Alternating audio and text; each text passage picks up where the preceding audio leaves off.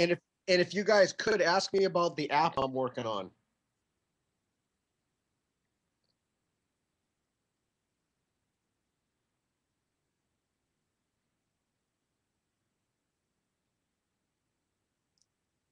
Christian, Susan, and who?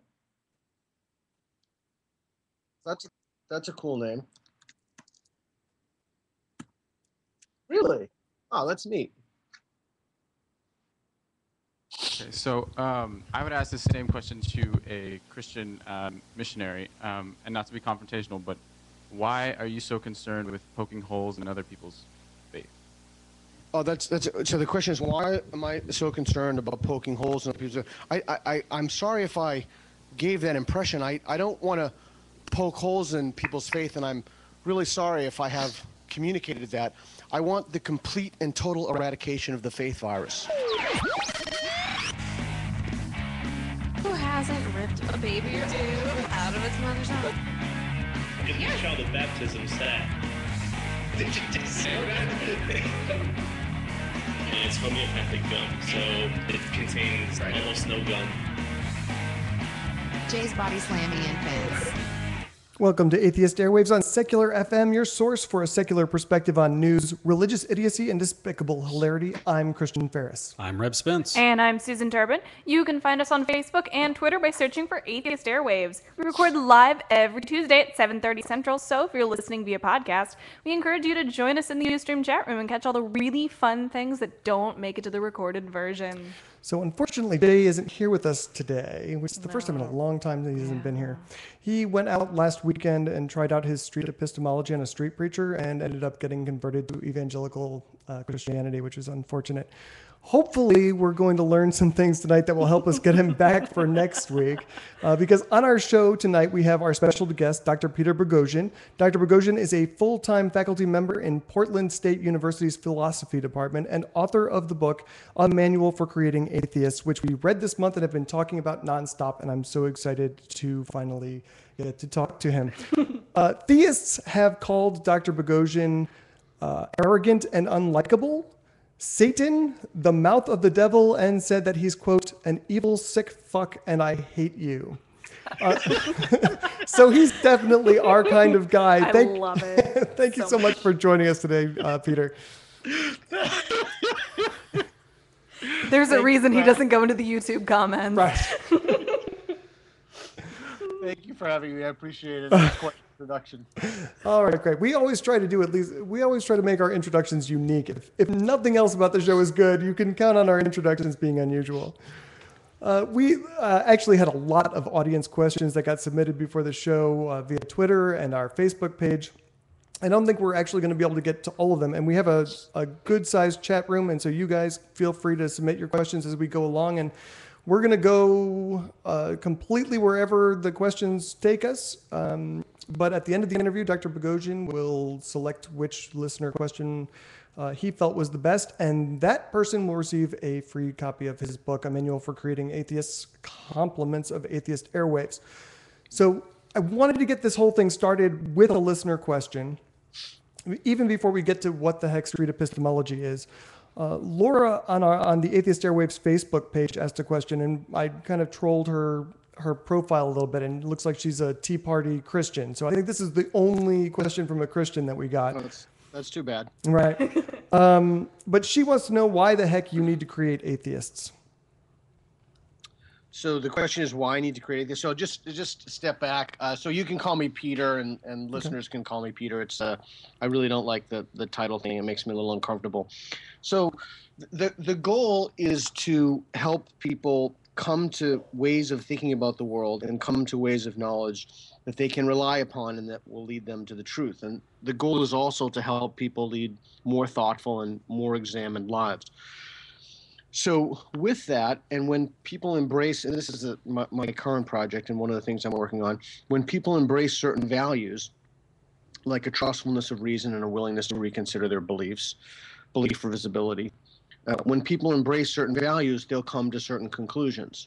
Atheism is a conclusion that people will come to when they've embraced certain values and they have more reliable ways to think about the world. So I think it's a bad way. The title, while it's not misleading, I think it's a bad way to think about it in terms of the goal being to create atheists. The goal is to create thoughtful, rational people who value civil discourse and value living introspective, thoughtful lives. Yeah, I think in my view, the whole point was kind of, and correct me if I'm wrong, that you are more likely to come to better answers if the way you are evaluating reality and the universe is reality-based and evidence-based rather than based on something random like a 2,000-year-old book. Yeah, I think that's right. And the flip side of that is, of course, that you're less likely to come to conclusions that align with reality, the conclusions that are true, if you use processes it's true by definition, right? If you use processes that take away from reality, or if you get your source of wisdom from ancient books, or even from more contemporary books like the Book of Mormon or the Baha'i Faith or what have you. Just to throw in a random comment from our chat room, Jacob Gossip 5 asks if you're the guy from God's Not Dead, which is so funny because we went talking about that. We were just talking about that actually. We all went to the Dollar Show to see that horrible movie. I'm not sure if you're familiar with it or not, but we all decided that you're like Kevin Sorbo. That yes, one? Yes. Yeah. We all decided that you're like the intelligent version of that character, well hated by all of everyone who all the conservative Christians who send their children to school. You're the guy that they're afraid of, right? I think that's right. I have absolutely no idea if they model the character after me, but I think that's right, and they have no reason to be afraid if they value the truth. We came to the collective conclusion that you're the Hercules of atheism. Insert the Hercules. Yeah.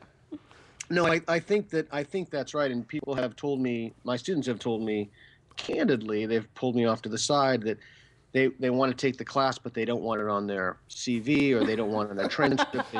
No, I mean, really, seriously, and not only the atheism class or the new atheism class, but also things more innocuous like the science and pseudoscience class, which itself would be really interesting. And so I think the only parents who have something to fear are those who don't value the truth. As long as you hold the truth as a value, then it should be wonderful that your son or daughter is exposed to new ideas and learns ways of thinking for themselves that will If only all parents were so open-minded. Well, I was going to say that, you should be afraid of learning how to know the truth of things if your worldview is faith-based, right? I mean... unless you think... It depends. I mean, if you think that your faith is true, then you should rush to sign your kids up for my class. True, right. Yeah. If you had much faith in your faith, then no class would be able to break it. Yeah, I mean, not only that, then you would. I mean, and frankly, I'll be really blunt with you. The best conversations in those classes, they're not with me sitting there talking about ideas, and everybody nods their head. They're always with a dialectic or give and take, an exchange, or someone says, well, what about this or what about this? And I don't push atheism on anybody. I don't push. I don't even push epistemology. I push clear thinking, and I talk about the value of why we need to articulate ourselves clearly, and it's really not as black and white as one would think. But again, I'm at a little bit of a loss, frankly, because I haven't watched the movie. No, you're not missing anything.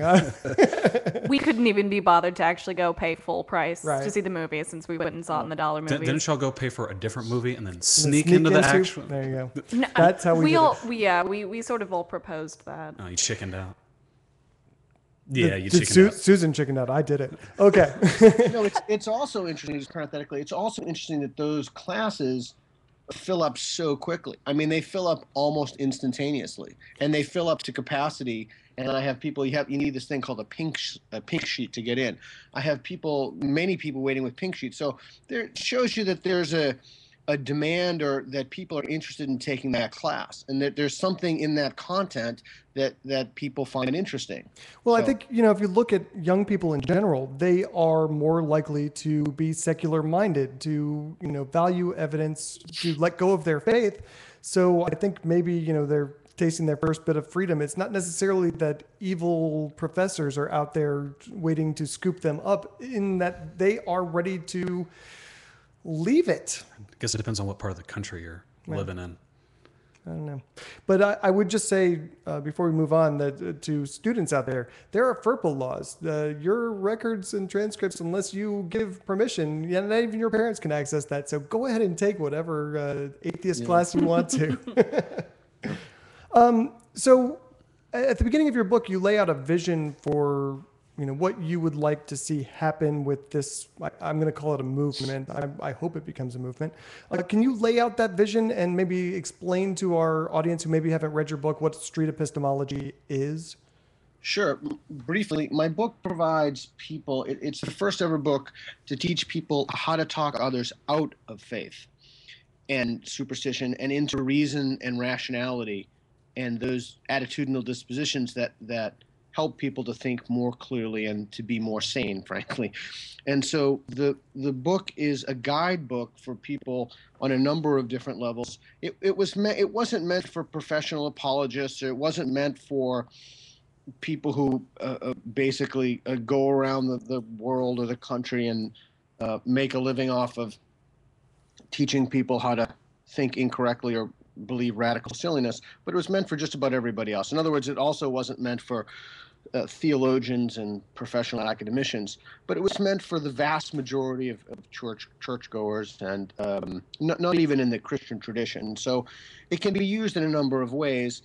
Of course, I am looking for 10,000 people to actively go out into the streets and help the faithful out of these delusions. But, if you have a loved one suffering from faith, or if you know somebody who's faithful and you just don't really know how to approach them and you want to help them and you want to have an honest, sincere discussion with them, then the book can help with that. If you don't even want to do that, but you're the sort of person who's kind of an introvert, but you want to wait until someone actually comes up to you as opposed to going up to someone else on the subway, or somebody proselytizes you can use that. So it has a wide variety of uses, but at the core, it's always the same.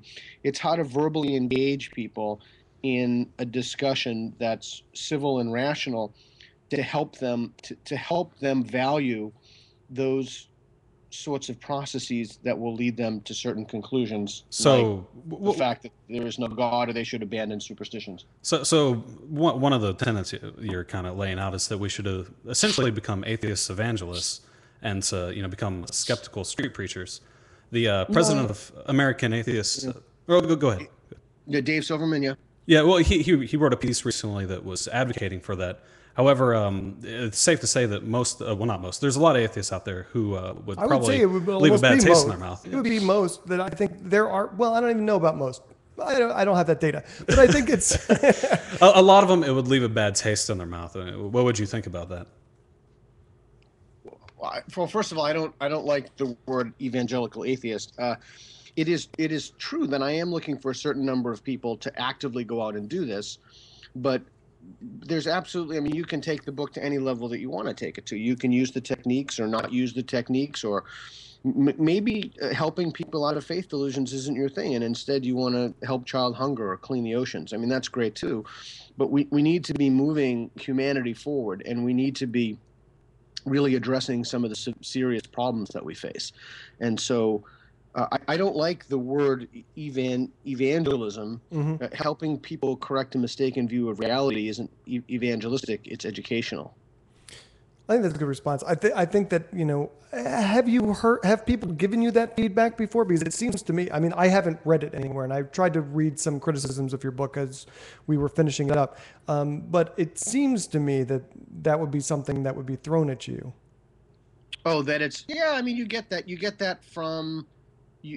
I hear that again. You read YouTube comments or blogs or anything, so I really don't have any idea what anybody says. But I do get a lot of feedback from my extended Q&As, and some of those last 90 minutes. And I speak around the country, even out of the country, quite frequently. And so I do hear that, and I hear that concern from atheists, less so from theists, but I hear that concern from atheists. But it's interesting. A lot of people who voice their concern, and this is something I've been thinking about lately, they haven't read the book, and so it's hard for me to take those sorts of criticisms seriously if people haven't read the book.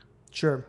One of the things that really struck me about the book was that it could very easily have been titled, instead of a manual for creating atheists, a manual for thinking better as an atheist. Mm-hmm. I really felt like I gained a lot just reading it about how to look at things, even if I don't talk to anybody else. Yeah, thanks. I appreciate that. So the highest level of this stuff, when I say stuff, I mean broadly, the highest level of this sort of engagement. And, you know, in the East, they have this idea that you become wise by sitting on a mountain and zenning out and being at one with the universe. In the West, from the Socratic tradition, really, we have this idea that wisdom comes through other people, engaging them in conversation. But the highest level of this stuff is when you impose this way of thinking upon yourself, when you're merciless with yourself and your own thoughts, and you really are incredibly honest and authentic and think about what it is that you believe and why you believe it. So I just happen to focus this on atheism, but you could focus it. The focus of this book could have been anything, but the cognitive tool set is identical. It's exactly the same. Let me derail the conversation for just a second.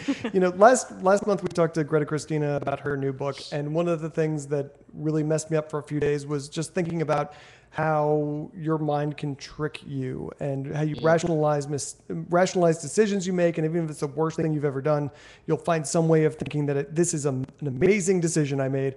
And then reading your book and reading some research over the last month or so about how people are entrenched in their ideology and won't let go of it in the face of bald facts. And it just makes me think, how do I know that I'm not one of those people? I mean, I must be one of those people, right?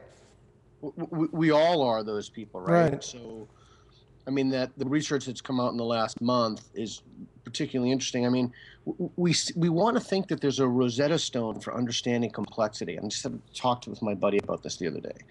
And so one of the things we do is we go through life looking for examples to prove our point.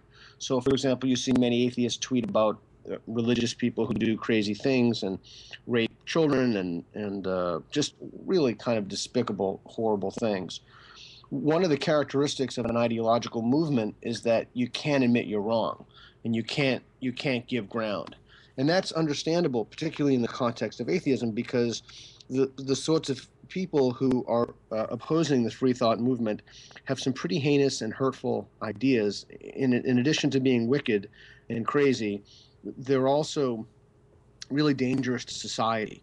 And so I've said it before and I'll say it again, it really is extremely easy to fool yourself. And you use the word rationalize, and that's really the perfect word to use. So, you know, rationalize, people don't, it means something different than many people think it means. It doesn't mean to reason through a problem. It basically means to give bad reasons for something you do.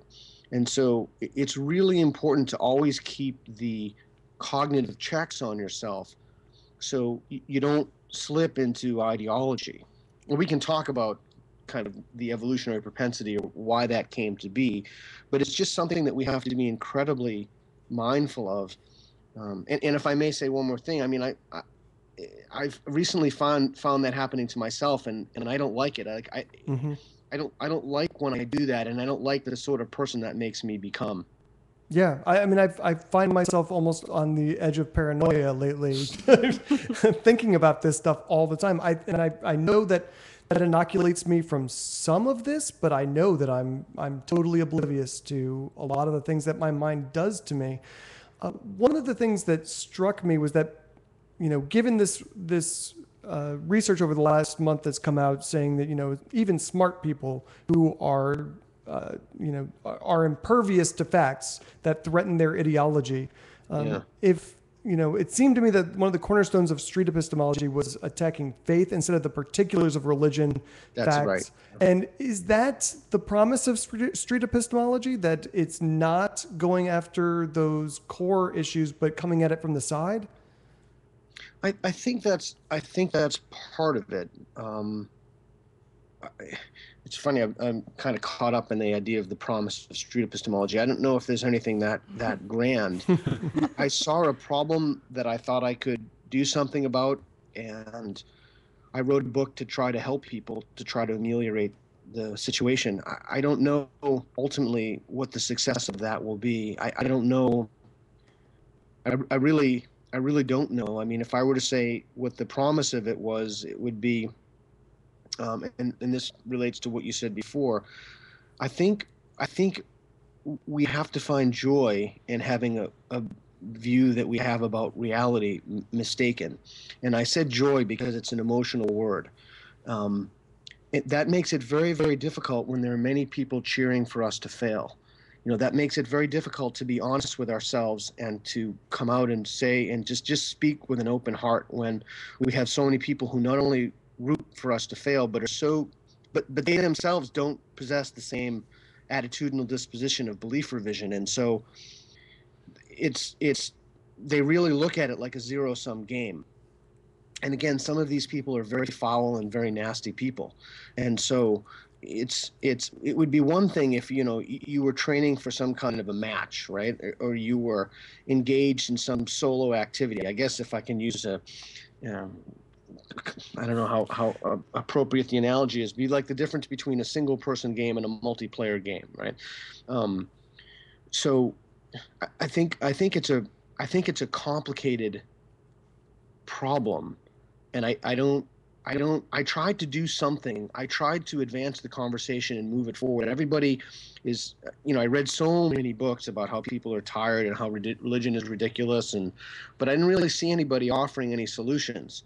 And so I wanted to offer a solution for the everyday person, something that every single person could do to advance human reason and the public understanding of rationality, and at the same time really feel that they were making a small contribution to an incredibly pernicious problem. That reminds me that one of the things that I liked early on in your book was you kind of categorized where the four horsemen lay and what their contributions were and others. And really, in my mind, this seemed to be, okay, this is the next phase of where to go to spread this further, or just use the opposite, to quash the faith virus, basically. Yeah, I think that's right. I mean, it's difficult for me to say that because it sounds incredibly arrogant, but I'll say it for you. Yeah, well, thanks. It does seem to me that it would be a next step in the post the Four Horsemen, Dennett, Harris, Hitchens, and Dawkins. And I don't think it's the next step, but I do think it is a next step. And what I would like to see is, and I wrote about this in chapter 9 of the book, street epistemology is part of it. We need containment protocols to stop the spread of the faith virus. But I'd also like to see other people develop post-horseman strategies that we could use to implement to help people. Yeah. Let me go back to a listener question. Max on the Atheist Airwaves Facebook page asked a really long, but what I thought was a good question. And let me read this to you. I have a hard time convincing fellow skeptics to stop debating facts and conclusions instead of eliciting epistemic progress. Most ex-believers I know are under the impression it is their duty to prove theists wrong to win the battle of facts, as if we can ridicule people into reason. They are only venting their frustrations. They seem to be totally unaware that they didn't come to atheism because someone told them they were wrong, but by figuring it out themselves, that their method of deciding what is true or not was incompatible with their own values, notably their innate sense of morality and intellectual honesty. He says, I believe we as a community are focusing too much on online apologists like William Lane Craig, and that it would be a lot more efficient if we would focus our efforts on having one-to-one chats with moderate believers, especially friends and family, even if it often makes us uncomfortable. His ultimate question is, in your opinion, which strategy should the atheist community prioritize? So I guess, what is the low-hanging fruit? Is it the fundamentalists or is it the moderates? Wow, that is a true. I'm glad that you read that. That's a fantastic question, and it's clearly that person has read the book, right? Right. So there's a lot to unpack there. So the idea that, as I say in my talks, that's one of the most difficult things to help people with, is to help people understand that the presentation of facts does not help disabuse people of silliness and superstition. And if people valued facts, and again, this is Sam Harris's question, if people valued, or his idea that he has articulated, if they valued reason and evidence, then they wouldn't be in the cognitive sinkhole and the epistemic predicament that they find themselves in. So they don't value reason and evidence. So the first thing I would say to, what's his name, Max? Yes. Yeah, is I would ask those people, well, does the strategy work? Because there's and I listed in my book in the Dig Deeper section, there's a pretty extensive corpus of literature that isn't just suggestive, but it's inclusive. And also to piggyback off of what you said, there's a lot of stuff that's come out in the last month. And I'm just listening to it in NPR this last week. It's called the backfire effect of when people give facts and evidence to people, they tend to become more entrenched in their beliefs. And that's been documented in many studies. And again, some of those are in the book. So, but again, the first thing you have to do is you need to ascertain somebody's degree of belief closure. And then the less closed they are, the more open they'll be to facts and evidence. But in those early pre-contemplative stages, and I talk about this in the book, it's just not going to happen. There's no facts and evidence you can give someone. So you need to eschew that, or just don't talk about it at all. I do my best to avoid talking about any facts and evidence unless I'm quite confident that somebody is in the stage of epistemic development where they can be receptive to facts and evidence. Okay, sorry, long answer. But second thing is, I think Max is absolutely correct. If you were to ask the average churchgoer, they wouldn't have the faintest clue who William Lane Craig is. They might know who Dinesh D'Souza is, maybe. But I think that and I also, that's why I don't debate. The whole concept of a debate doesn't do any good. I don't think it changes people's minds in the middle. I think it just calcifies people. I think to answer the question that we need to go after the average churchgoer. We don't, and I said this earlier, we don't need to go after the William Lane Craig. There's no point to it. Although I must say, frankly, even I have hope that William Lane Craig will shed his delusions and embrace reason and rationality. And I would invite him to do so, and I would invite him to help others to undo some of the damage that he's done to people. We're going to call him Bob because we were making fun of this guy in the chat room earlier. He's got the most long, ridiculous name. His question is, what is your opinion of the effectiveness of mocking religious beliefs? And he claims that that's the main strategy most atheists use. But what do you think of the effectiveness of that? Well, it depends on the context. Certainly in a one-on-one interaction, I would never do that. Part of that is my personality. I'm just not a mocker. And I don't like to ridicule or humiliate people. So that's not my... That's not my thing in the context of a religious discussion with somebody in a one-on-one or two-on-one or when I do a Q&A. However, that said, I think that that's a perfectly acceptable macro strategy. It's acceptable and it probably works quite well for Bill Maher. It probably works quite well for Colbert, and it probably works well for Ricky Gervais or Joe Rogan or comedians or Paul Preventa. But in a one-on-one interaction, I think it's again the literature. I don't just pluck this stuff out of the sky. The literature is clear. It just doesn't work, and I would highly suggest not doing it. In fact, the more somebody ridicules you, the more essential it is that you maintain become cool and collected. Right. It reminds me of the quote from Richard Dawkins on the back of your book. It says, "Peter Boghossian's techniques of friendly persuasion are not mine, and maybe I'd be more effective if they were." So, I think that says a lot. Let's see. That was kind of Richard to give that quote, and I think I think he has been incredibly effective. And when I sat at the book signing with him and people were coming up, I got to tell you that truly. I was just tearful. It was like one of the most amazing things. Person after person after person after person. I mean, I'm really honestly, I'm telling you, it was a mind blow. And I said to his I don't remember her name. I said, why don't you get this on film? Like, this is crazy. I was totally torn up by it. So clearly his strategy works, and his strategy has been incredibly effective.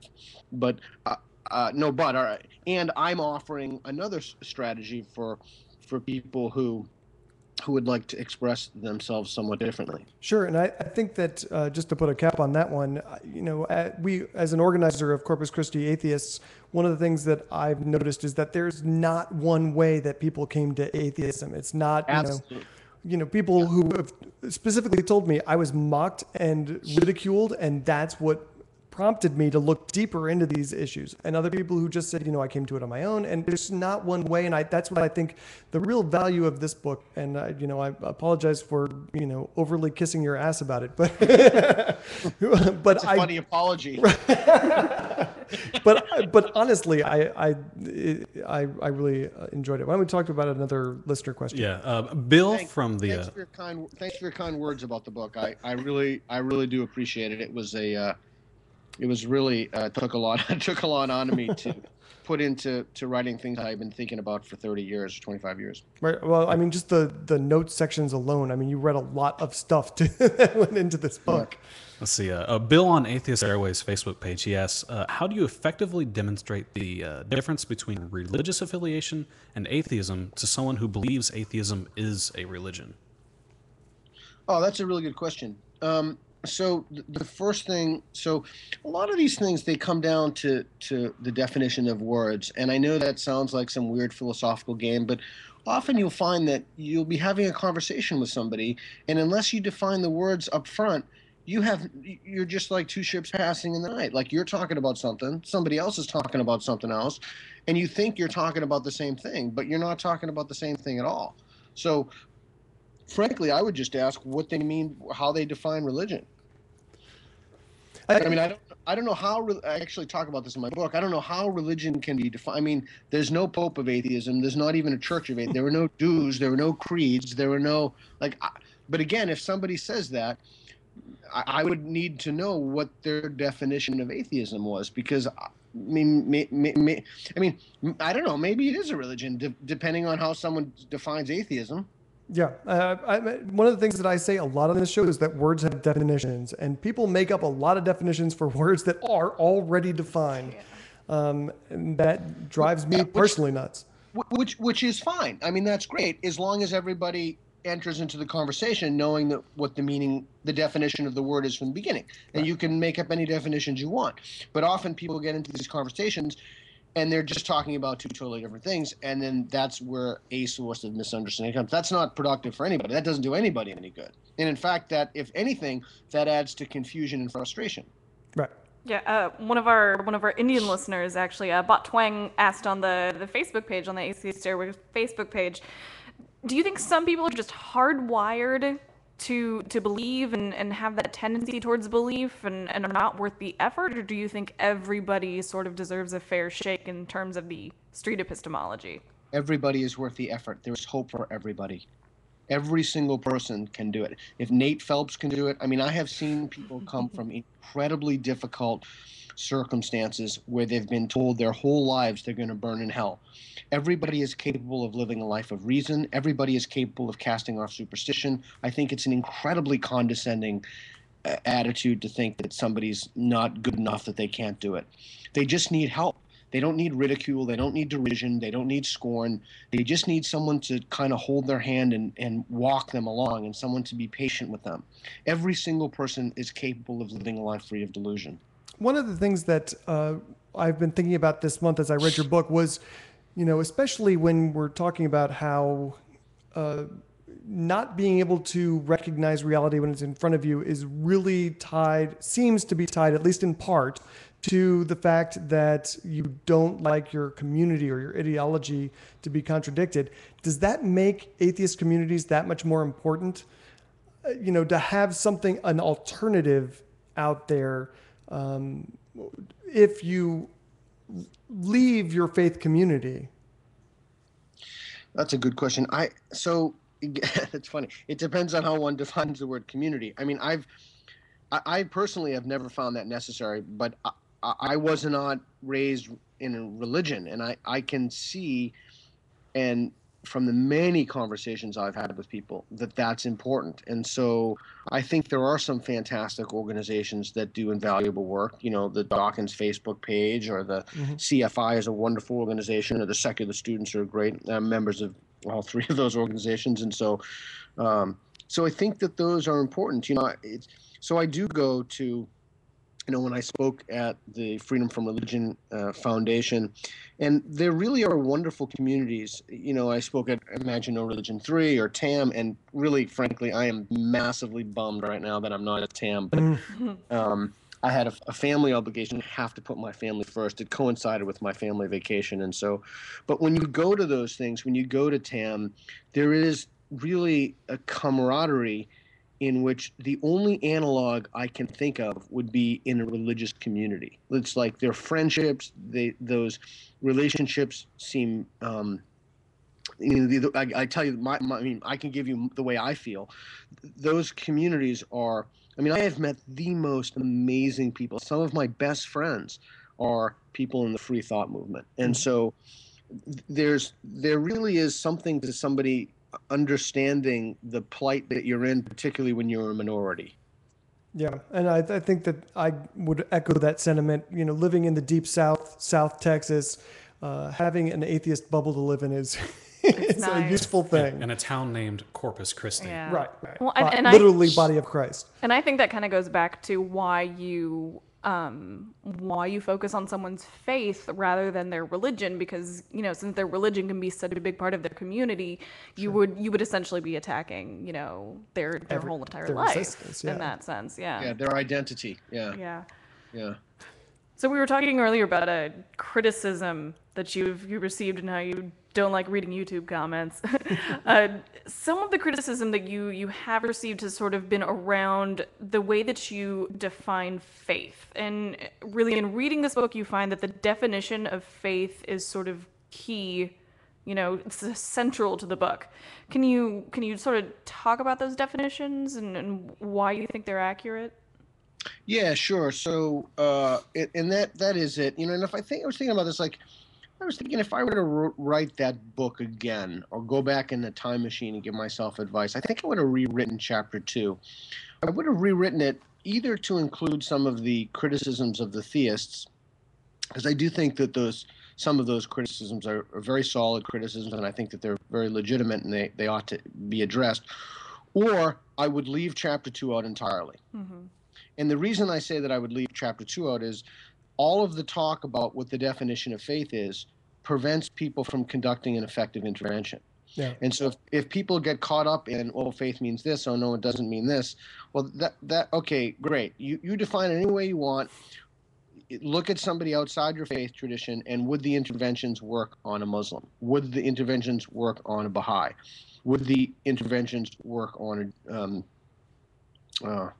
I was going to say a Jew. Someone told me not to say a Jew because that's they said they claim that that's demeaning. I don't personally think it's demeaning, but somebody of the Jewish faith maybe. Oh. So I think if you were to if I were to do it again, that's what I would do. But yeah, I'm happy to talk about that. It's either the first definition. I gave you 2 definitions. The first definition is either belief without sufficient evidence or belief without evidence. And then I used John Loftus's idea of an irrational leap over probabilities. And the second one I use is pretending to know things you don't know. And, you know, I saw kind of a similar fight break out on your Facebook page today when you posted a line from a student paper about miracles and I can't remember what it was. Miracles being something or the other. But I think it goes back to what you were saying earlier, which is, you know, you just need to know what you're talking about there because, you know, for the sake of that conversation, I feel like what faith means to a believer and what it looks like to someone on the outside of that faith, even if it's another believer, is going to be a different definition. Does that make sense? Yeah, it does. And again, I think that the key is we haven't talked about this yet, but the key is to engage that conversation in a way that's non-adversarial and non-confrontational. Mm-hmm. And, you know, that's why I really recommend that the audience for the book, they're not professional apologists because they go in thinking that they have the truth and they want to win. And so you really need to look at this as a conversation and as an intervention as opposed to a debate or an argument, which gets back to the earlier question. So it's not about ridicule. Yeah. So as long as people can, in be earnest and sincere about what they mean when they use the word faith, then the conversation can proceed forward. But as somebody emailed me, they said, I don't know if this is true, that could be true or not, I don't know, but none of the interventions in the book use the word faith. I don't know if that's true, but I thought that was really interesting. So you can conduct an intervention and have it have nothing to do with faith. Yeah, that was one of the things that I was actually thinking about while I was reading your book, because I wonder if it wouldn't be more effective if you didn't, because I feel like someone would be a lot more defensive about their faith than they would be just, how do you know that? And if you keep it about their faith rather than addressing it specifically, if that wouldn't be more effective. Well, if that's really a sticking point, that's going to, if that's really a problem, then just avoid the use of the word faith. Yeah. Well, Matthew on Twitter, he was wondering, it's like, based on your alternative definition of faith, do you think most religious people are pretending, or do you think sincere believers don't fall under that definition? That's a great question. So I think, and I've mentioned this before, I don't know why people don't, I don't know why this hasn't been picked up more. But I think that there are unquestionably people pretending, and I've given empirical evidence for that. And Daniel Dennett and Lascola have provided an abundance of evidence. In fact, Dennis' Tam Talk is going to be partially about that. And then I do think, so that's kind of the pretending. And then clearly there are people who suffer from pathological delusions, or just, if the word pathological may be too strong in many cases, so delusions. And then there are kind of people who don't really fit easily into those categories. I can't give you a number of those people, but we have a lot of people pretending to know things they don't know, and they're actively pretending, and they're members of church communities, and the church leaders. They couldn't find anybody in the Islamic tradition. I have my own speculation about why that is. I'll leave that for you to ponder. I'm sure you'll come to the same conclusion that I've come to. But I think that you have. I can't give you a percentage. I really wish I could. But you have a lot of people who are in the stage of pretending because of their community, or they want to receive the social benefits of being thought to be a person of faith. And then you have many people who are just simply delusional. So let me follow up on that, because in your book you talk about. I'm curious, why did you guys laugh? Did it? Just since that's sort of the way we always refer to it, as people are just delusional and believing this sort of stuff. And I didn't say that to be harsh. I said that to be blunt and factual. I really meant no malintent by it. No, we say it to be harsh. Right. Yeah. we're just assholes, so, you know. Well, I mean, so we've had arguments here on our show about whether faith-based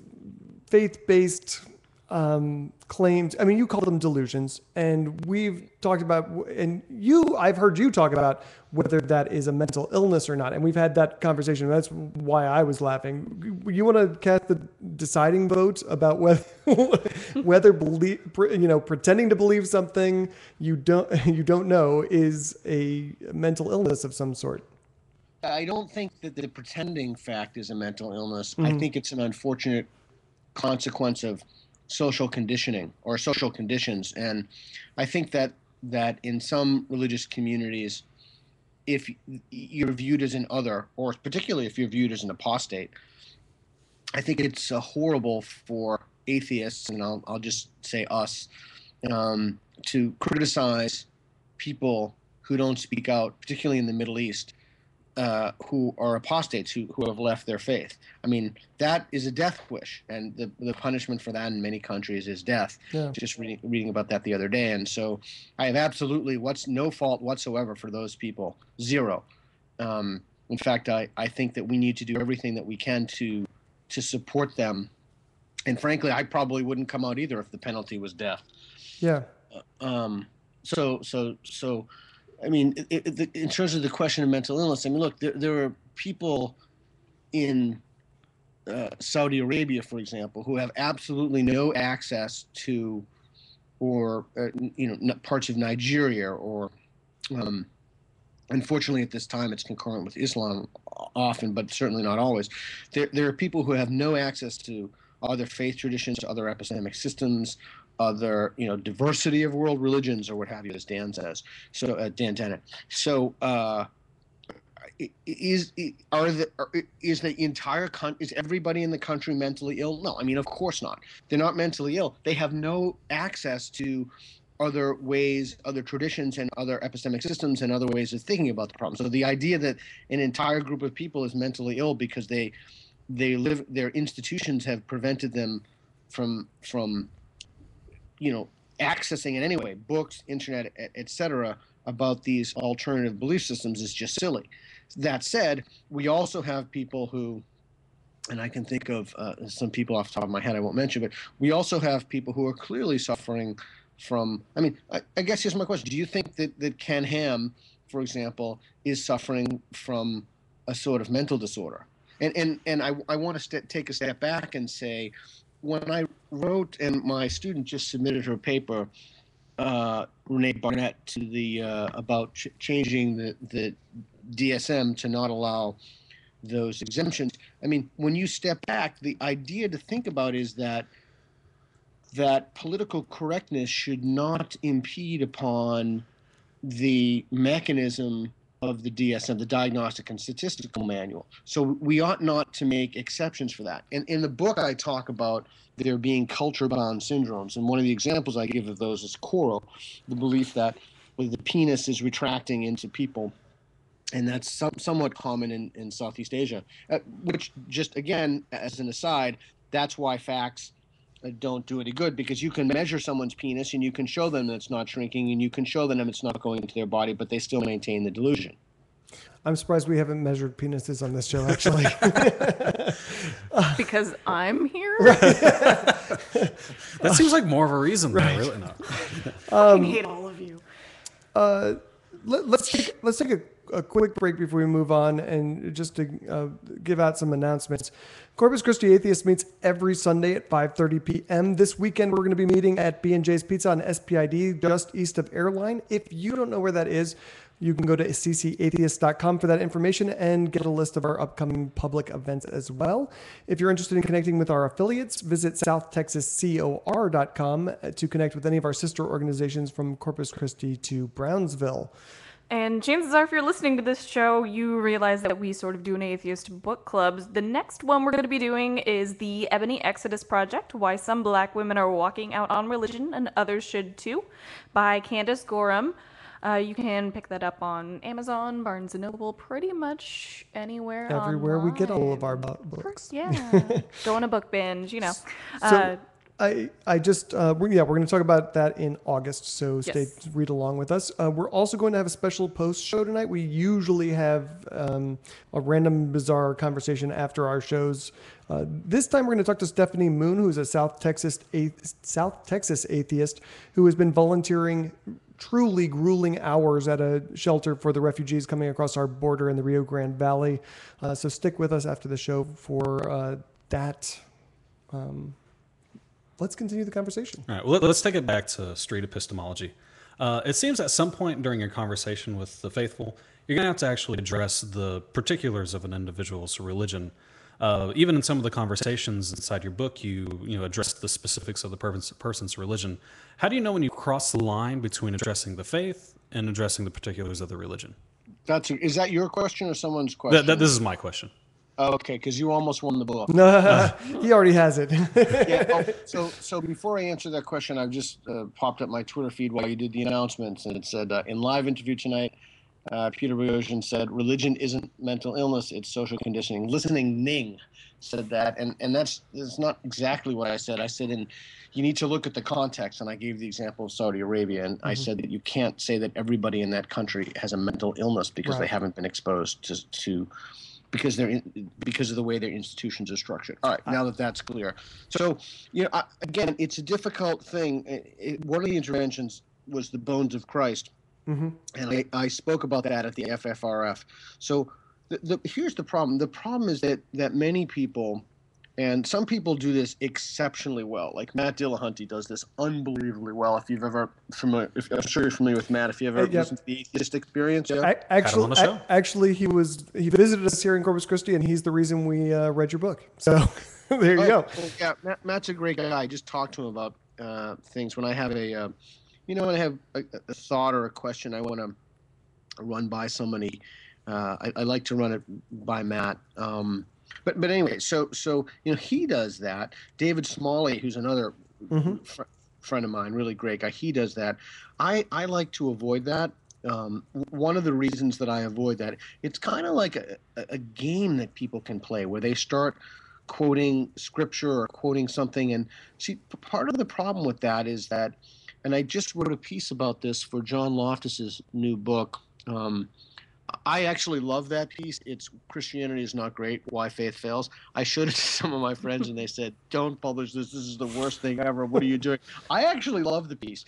But one of the things I write about in there is it's like somebody saying, hey, look, to bring it back to the word faith before, this isn't how Spider-Man uses it in episode, or how Spock uses the word in the Corbomite maneuver and, or in this episode. So yes, it is. And so then the problem with that is that they think that the discussion of how people use words in particular episodes has actual meaning. But it doesn't have any meaning because the whole thing is made up to begin with.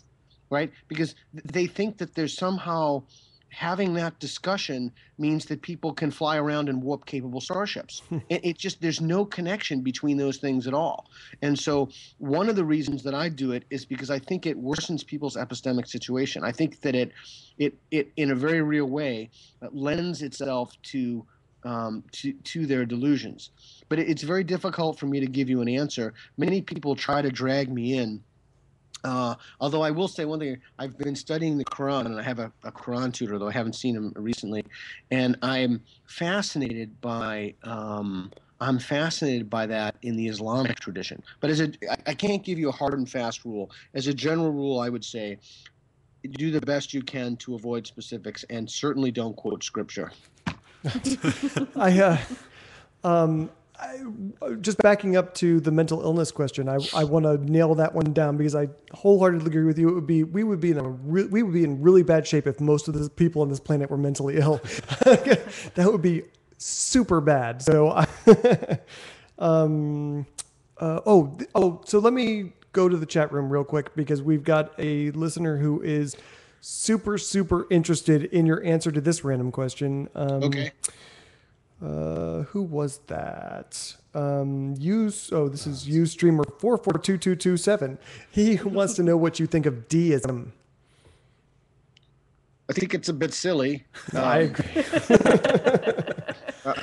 I don't really think much of it at all. So I think it's silly. I agree with that. My dad is a deist, or has been. He actually has been going crazy lately. Sorry, Dad. But I mean, I just shrug and I have nothing to say to him. Okay, whatever. I don't know. You want to? Moving on. Yeah, it's kind of like, I've heard just the other day, I was doing an intervention and someone said to me, well, God is everything. He's everywhere. Okay, Yeah. That seems a little more like, what is it, like Mother Earth, Gaia, or whatever. Pantheism or something. Replace Yeah, God with something Mother like Nature. that. Yeah. Well, at least the Earth is a real thing. Right? True. At the very least, there's that. You can see it. So one of the problems I think a lot of people have understanding is why it's important for a knowledge claim to be falsifiable. Can you sort of elaborate on the reasoning of why falsifiability of a knowledge claim is important? Yeah, I'm laughing to myself because I'm trying to not do anything that reminds me of work, and that was exactly the sort of question that I would have gotten. Oh, crap. Yeah, so I got to switch myself into that work mode. That was a viewer question. That wasn't one. Okay, so you know what? Really answering that question would really bring me down. Can I take a pass? Yeah, we'll pass that's up on that fine. one. All right, so let me move on to this one then, and hopefully this one won't bring you down quite so I'm much. trying to enjoy my summer vacation. I'm sorry. God. All right. So Susan, you go sit in the corner. On page 154 of your book, just to really get specific here, you write, what one is really saying when one states, my faith is true for me, is I prefer my delusions and I wish to remain with them in spite of the evidence, which stuck out to us because we had a Catholic caller on our show a few weeks ago who basically said this exact same thing to us. And despite having that delusion pointed out to them, they really still stayed stuck in that rut. Where could a street epistemologist focus their efforts to overcome that specific hurdle? So somebody says, my faith is true for me. Right. Okay. So again, the first thing is you need to kind of tease that out a little bit. So you never hear fundamentalists say, my faith is true for me. Right. So if somebody says my faith is true for me, the first thing I would ask them is, like, what do you mean by that? Can you give me a specific example of what's true for you? And the Catholic, there's so many things in Catholicism, and not all Catholicism is the same. It's not this hegemonic block. It has different flavors and such. My grandmother was Italian Catholic. Oh, I wrote about that in the book. Yeah, and my grandfather later converted to Catholicism. So what I would ask is I would ask a specific claim. Okay, give me some examples, or could you please give me some examples, exactly the wording I used, of some things that are in your faith tradition, some things that you believe, and then I'd listen to those things, and then I'd try to think of an example of something in another faith tradition that contradicted that. So that's one thing that I would do. And basically, I would try to let her come to the conclusion that they couldn't both be true. So how does she know that they're wrong? I wrote in the book, in chapter 8, how to disabuse people of epistemological relativism, which is a huge problem. Oh, yeah. That's an example of epistemological relativism. So, excuse me. So things can be true for. Again, an article in the Dig Deeper section is the Chris Sawyer True For. It's a wonderful, wonderful piece, very complicated, but wonderful piece. Totally obliterates the idea of something being true for someone and someone else, and false for someone else.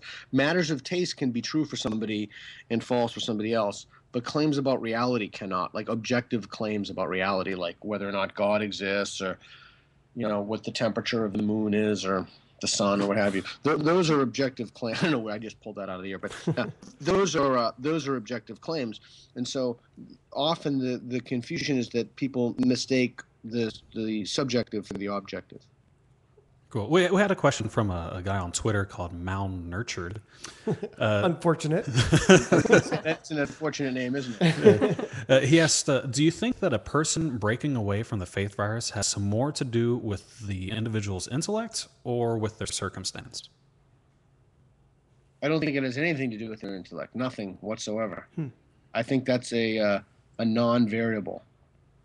I would like to know why they think it has anything to do with intellect at all.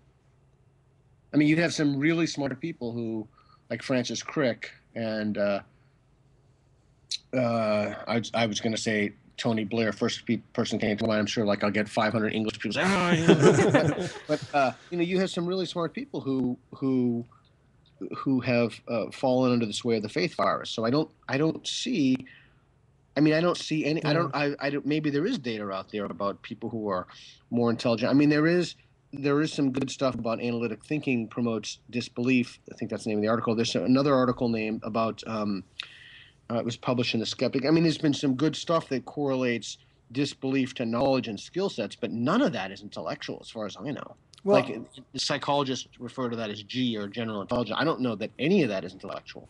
Although atheism is correlated with intelligence and education level, I think. So we might have something. Yeah, but you'd have to tease those variables out. Right. I don't think that there's anything. I do not think that atheists are more intelligent than other people. I mean, if somebody doesn't, because everybody is an atheist, right? I mean, I don't think that someone who believes in Thor is more intelligent. I don't even think how that could be the case. Yeah, I can see that. Okay. All right. Well, let's talk a little bit about Doxastic.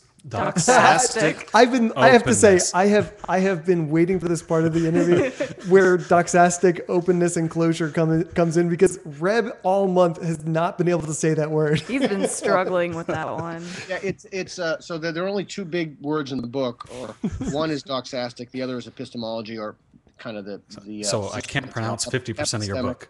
And I use it in a way that's a little different in the literature, but basically a doxastic means a belief system.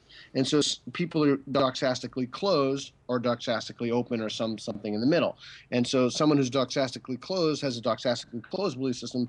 Their belief system is immune to revision, or at least it's very, very, very difficult to revise. It's kind of quintessential doxastic closures. Nothing can penetrate that. And the idea is not to, like the first question you asked, it's not to necessarily to create atheists. It's to create a degree of doxastic openness in people. It's to help people have those attitudinal dispositions that lead them to critical rationality. So that lead them to, that's not terribly academic, I'm sorry, but that lead them to want to change their mind, to have joy in changing their mind, to value that, to value being wrong. So I want to interrupt our own question, because this this is something that I've been thinking about a lot since reading your book. Is that, you know, I would think that doxastic openness is something that you should cultivate in yourself to be an evidence reality based person. However, I see in myself there are certain topics that I am less doxastically open than others, and you know, I've been bombarded with so much pseudo evidence for certain claims that I'm almost to the point where I don't want to hear it anymore. Is that something you think I should be trying to control, or is that okay to be doing? I don't know if control is the right word. Look, here's what I'll say.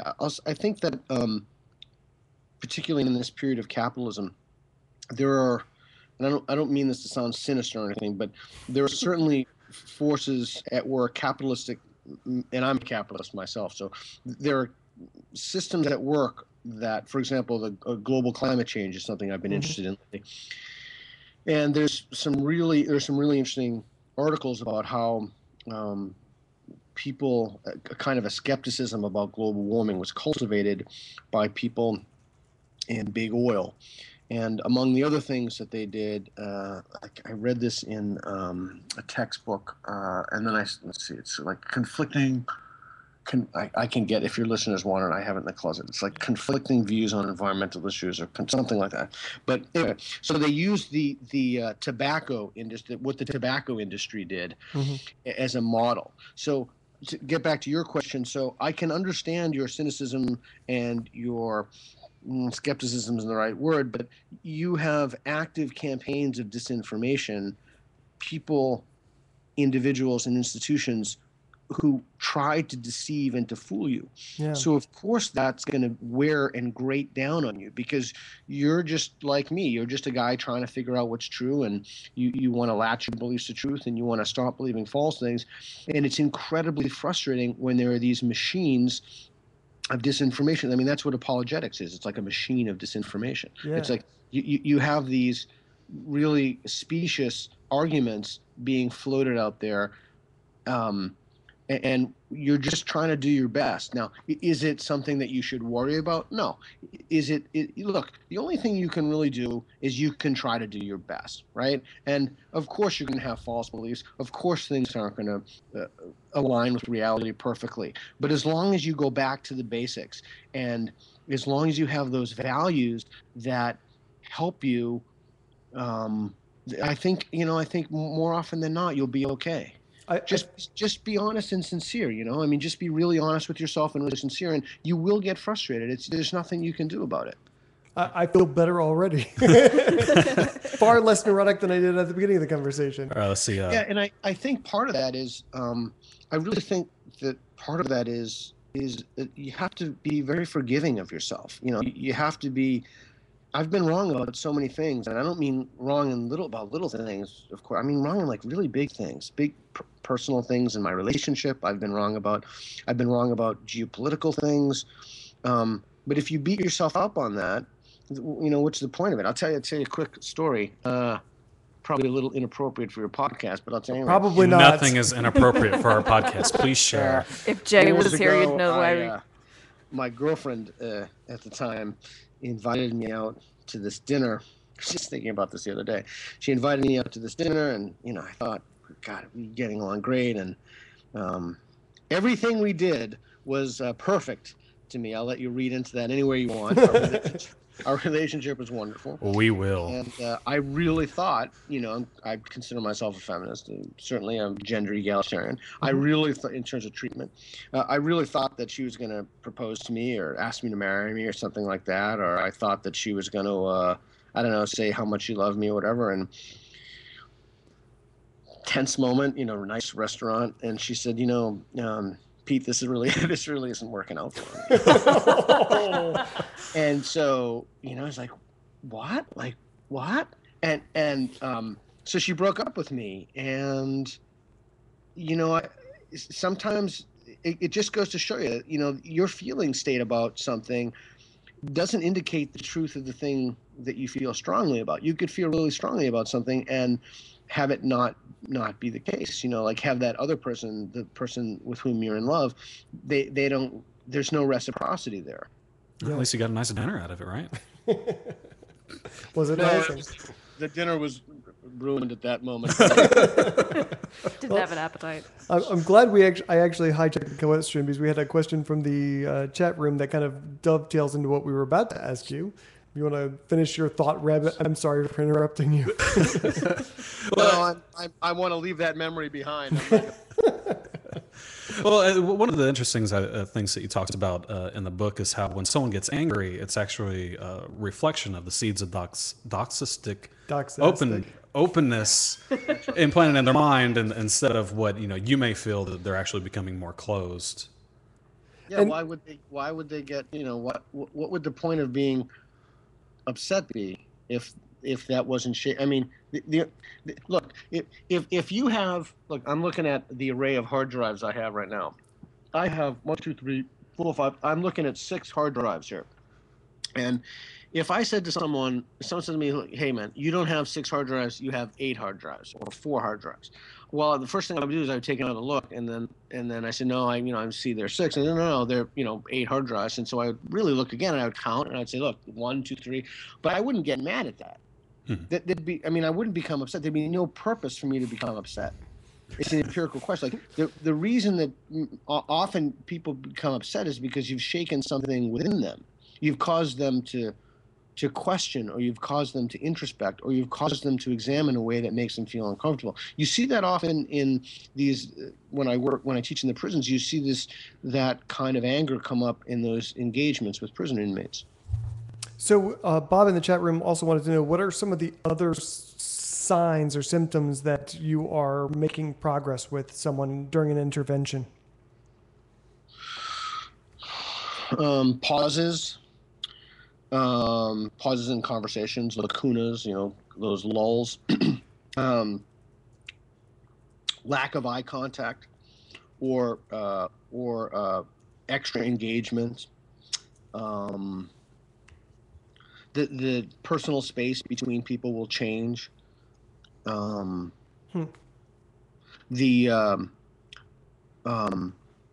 be a pattern flow interrupt. There'll be like an interruption in the tempo of the conversation. Either, it's very hard to explain that. I'll give some. So maybe sometimes here's another thing. So you'll be having a conversation with someone, and they're always on point, and then they start to go off point, and they start to go off point more frequently. Well, one of the reasons they start to go off point is because the conversation is at some point making them uncomfortable. And you just have to figure out the right level to not make them so uncomfortable that the backfire effect kicks in, that they become more doxastically closed. And so one of the things that you need to do is to become particularly open in that moment, and particularly receptive to what's going on with them, to help them.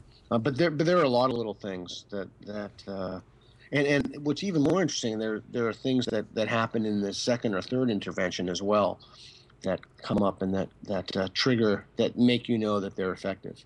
Yeah, and I guess that's one of those things that you really just kind of develop an awareness of as you become more experienced in doing this sort of intervention work as a street epistemologist. And so we just wanted to ask a few questions about actually being and doing this. Yeah, sure.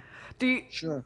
Are there people who you can sort of just tell are going to be bad at it, and how would I be able to tell if I was just going to suck at this? I don't know. I mean, it just I don't think. Well, first of all, let me step back. Look, this isn't a Jedi mind trick. This isn't. That's so This funny that isn't, you say that because I'm like the resident Star Wars fan. Really. I'm a big sci-fi fan myself, but that's a conversation for another podcast. But so it's not mystical, it's not magical, it's not supernatural.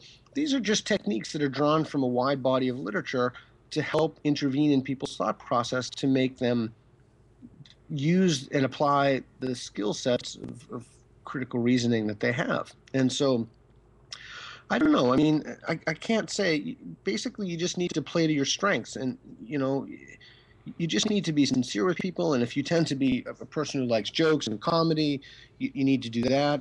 But really, I wouldn't worry about being good at it or not. I mean, who cares if you're not good at it? If you have a good conversation and you build rapport with people and you understand why they believe what they believe, or maybe somebody knows something you don't know and you can figure it out. So it's a win-win. I mean, there's almost no way that this can backfire. But to answer your question directly, I don't know if there's a certain person who would be good at it. Maybe if you were a real curmudgeon, you wouldn't be particularly good at it. Oh, I'm going to be horrible then.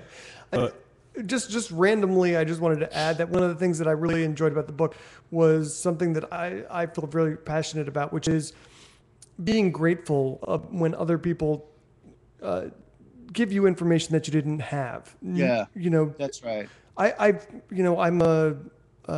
an administrator for a university, and one of the things I actively tell my team is, I don't have all the answers, and you'll gain so many more points with me if you show me how I'm wrong than if you tell me how great I am and how right I am. And yeah. I think that's so critical. See, that's a value that you have. I don't think that value is in endogenous to atheism. Mm-hmm. I think that's kind of a critical thinking value. I want to go back real quick to Susan's thing. So do you remember when I said I can't talk about that because I'm off work? Right. Right. And do you remember your response to that? So your response to that, apology, the way that you responded to that is just an indicator that you'd be pretty good at this. There you go. It helps that I'm like self-deprecating and No, but you're and I do not think that this is a gender thing. I think this is a gender stereotype, but I don't think that this is I think in that moment you're empathetic, and you go back and listen to the tape, and that's why I said that. All right, let's move on to the next question. You state that to become an effective street epistemologist, it could take months and months of practice. In what forum do you think it's best for an aspiring street epistemologist to get the practice that they need? I think the forum is best in which they're most comfortable. Some people do it only on street preachers. Some people do it only on certain, like they read the book. Like I'll get a crazy number of emails from people about all different things. My mother-in-law is this, or my wife is did whatever, found this faith tradition or what have you. I think the key is that you need to find your comfort level, and once you found your comfort level, then you can engage it at that level. But so go. I don't think that there's a best forum. I think it depends on where someone is comfortable. I will say, as a general rule, if you want to improve anything in life, has nothing to do with street epistemology, but if you want to improve, like you want to improve your jiu-jitsu, you want to improve your painting, singing skills, and violin, you always have to try something that's a little more complicated. You always have to just go over the basics first. Excuse me. Go over the basics, and then always try to up your game a little bit. And I think if you do that, and I don't know how many interventions it would take people. My guess is that from the people with whom I've spoken, you can get a pretty good handle of it in 10 interventions, and then 25 you're off and running. Certainly 50 is enough, is really your season. Oh, and the app I'm going to come out with, it will help you too. Oh yeah, let's go ahead and talk about that. Yeah, so that's what I'm supposed to be on my family vacation today, but working on your app. Well, I snuck away, I have to admit. My wife never listens to my podcast, nor do I. So I must admit I had to sneak away because I had some things that I had to were really on my mind. But so the app is going to be hopefully the companion to the TV show. The app is a few hundred pages now. It basically is a dialogue tree, and it's structured like jiu-jitsu. So there's white, blue, purple, brown, and black belts, and interesting. It's the dialogue trees, and you answer questions in multiple choice, and there are certain things that you need to know. Some of those things are timed, some of those things are not timed, and I'm working with a team of 6 people now, putting together the content, making sure the dialogue trees are there, and I've partnered with an app developer, and so that's what's going to be. So maybe Susan, you don't know, I'm good at, I don't know what to do. Well, the app will be a little training tool for you. That's interesting. And we also had a question from Lane on our Facebook page who wanted to know about the Reason Whisperer and what the status of that project was. That's your television project? Yeah. So the television show is toxic to Sorry if you hear my dog barking in the background. He's devastated that I kicked him out of the room. Oh, don't worry about it. We've had the cat on the camera feed, so that's fine. So it's I've been told, we can't have this on. Not only would we not have any advertisers, but they'd boycott our whole station. So I've compiled some pretty cool footage, and I'm gonna see where it goes. I haven't pushed it too much because I've been working on other projects right now. Mm-hmm. But another big project that I've been working on, the app is really the app, and then I'm writing. I always have multiple things going on. I'm writing 2 papers now with a couple friends of mine. So with Victor Stenger and James Lindsay. So the app is really where the focus is right now. Okay. When do you think that'll be available for the public? Well, my goal is to have it completed, beta tested, by and out by December 31st. I will say we do need volunteer artists, so there's a possibility nobody will buy it. We won't make any money. So if you want to if you're an artist and you want to make a contribution to this, you can. I'll give you let's see if I can pull up the email real quick. Brian@bwalsh.com. That's Brian@bwalsh.com. So if you want to have your art seen in the app, and you want to try to help people out of these faith delusions, that would be fantastic if you email Brian. Yep, and I'll just say that last week we gave a reward which is still on its way to Alcoholico in our chat room for contributing our Rambo Jesus artwork. So if anyone actually ends up contributing to Peter Boghossian's app in terms of artwork, please let us know and we will send you something as well, because that would be awesome. Yeah, thank you. I appreciate that. And again, this is a labor of love. Just like the book, I'm not anticipating making any money off of it. Okay. So Adam on the Atheist Airwaves Facebook page asked, what are the best ways to start a conversation with someone who doesn't even want to have that conversation? In other words, their cognitive dissonance is so strong that they don't want to question their beliefs.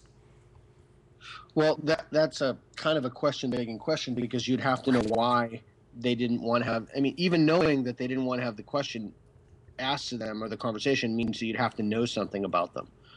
So that kind of question presupposes that there's certain knowledge that you have about the person. And if there's certain knowledge that you have about the person, if there's some people who are it really makes them just so uncomfortable that they become nauseous or vomit or what have you, it's probably a good idea not to have that conversation with them, or violent.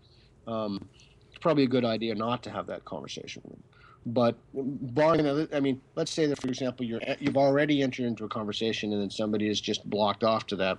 I have a family member who simply will not talk about, I mentioned 4 or 5 different topics to him, and he wouldn't really talk about any of those topics. So this comes to a point where, like, what is the point of engaging someone if they're not going to have a conversation about anything? So I don't know. There's no one right way to do it. But again, always just start those conversations about things that you really want to know about, and don't be a phony when you have a conversation. Just be yourself. Yeah, and I would just also recommend absolutely read this book. I've tried to implement over the last month some of these techniques into my interactions with people. And I found that just, we actually never got around to talking about the Socratic method, but just following that has made my interactions far less confrontational and a lot more productive and congenial. Christian can get very confrontational very fast. That is true of me. You should see him on the internet. Yes. Yeah, excellent. So you have, that's really good. So if I may ask you a question, if that's Sure. okay. Absolutely. So you have you've obviously read the book and you've employed some of the techniques and they've worked for you. Is that safe to say?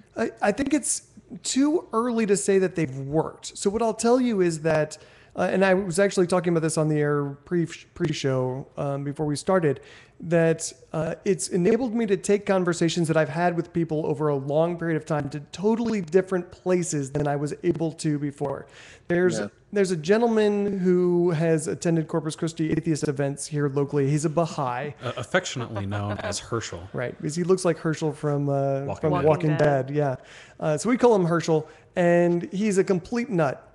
And I've been talking to this guy for 7 months, and it's just been ridiculous. But over the last month, as I started utilizing some of these techniques, our conversations have completely changed. Like I said, I'm still in the middle of it, so I don't know. It'll take me a few more conversations with this guy to figure out whether it's actually getting us anywhere productive. But it's a completely night and day change between the kinds of conversations we were having before I was doing this and the kinds of conversations we're having now.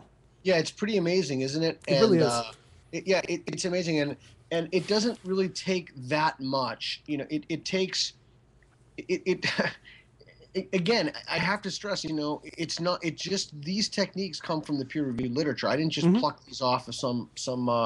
And once you start doing this, I think that you'll find that his degree of receptivity will increase. And once his degree of receptivity increases, then you can try to move him down what's from literature in the book, the trans-theoretical model. Then you can try to move him or make him more doxastically open to eventually he can live a life free of delusion. But it's going to be, a lot of people are entrenched in these delusions, and it's going to take some time and some patience and some gentleness. And so the key is that you just have to figure out how to intervene appropriately at the stage of belief change. So it sounds like it's going really well for you. And really seriously, thank you for trying to make the world a little more sane and a little more rational. Sure. And then, like I said, I literally the first conversation I had where I tried to, use a little street epistemology on him, his attitude changed completely. So like I said, I don't know whether it's going to work ultimately, but it's definitely a positive change. I'm going to ask you another question that you can completely punt on. We've been ignoring it in our chat room practically the entire time. So I'm going to ask it because they keep asking it. They want to know what kinds of psychedelics you use or have used in the past. Oh my God, what an awesome question. Let me see. See if I should actually answer that. You should answer that question. We can't edit it out. I cannot answer that question only because I have because of my position at the university. That is not an admission of guilt or illegality. I have done anything illegal whatsoever. But I cannot answer that question. Cannot confirm or deny. Right. Neither confirm nor deny. If there were drugs you were not going to use, what? I'm just kidding. Such a leading question.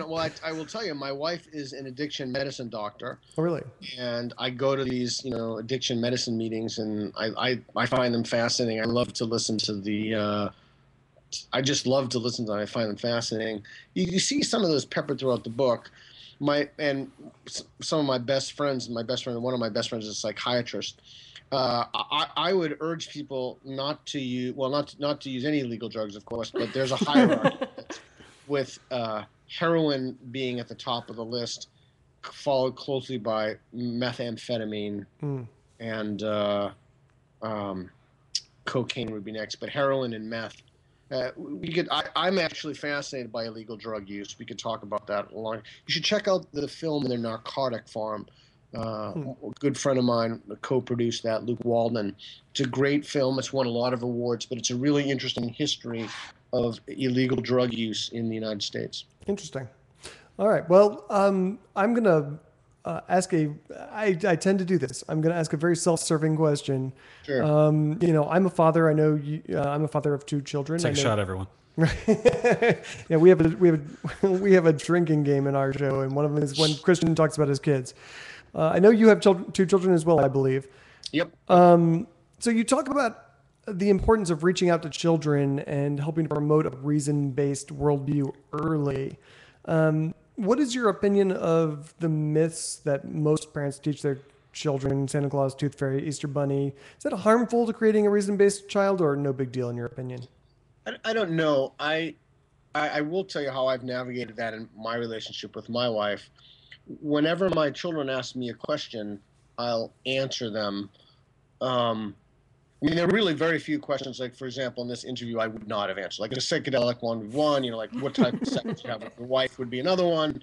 And the latter question, just because it's a personal thing between her and myself. I can't imagine my children asking me that question, but when my children ask me a question, I will always tell them the truth. Mm-hmm. And what did my daughter ask me today? She asked me what the word sodomite meant. Really? Ah. Yeah, and she's 8, and of course my first reaction was, where on earth did how did you come across that word? So to me, and again, I'm not dispensing parenting advice, although I just wrote a foreword to a book, to Dan Earl's book, Parenting Without God, which is a wonderful book that I highly recommend. I wrote that foreword to his book, but it gives some strategies like this. For me, what's important is that when your kids ask you a question, they know that you're going to tell them the truth and not sugarcoat it. Yeah. So when my kids ask me a question, they're going to get a no BS answer, and they're always going to know that I'm blunt and forthright in my speech. So I've never lied to my children about the Easter Bunny or Santa Claus or any other myths. I've never kept my, the running joke in my house is that when my son's form of rebellion is that he's going to be a fundamentalist. I don't think so much I have to worry about that because of the sort of authentic relationship that I've formed with him. Yeah.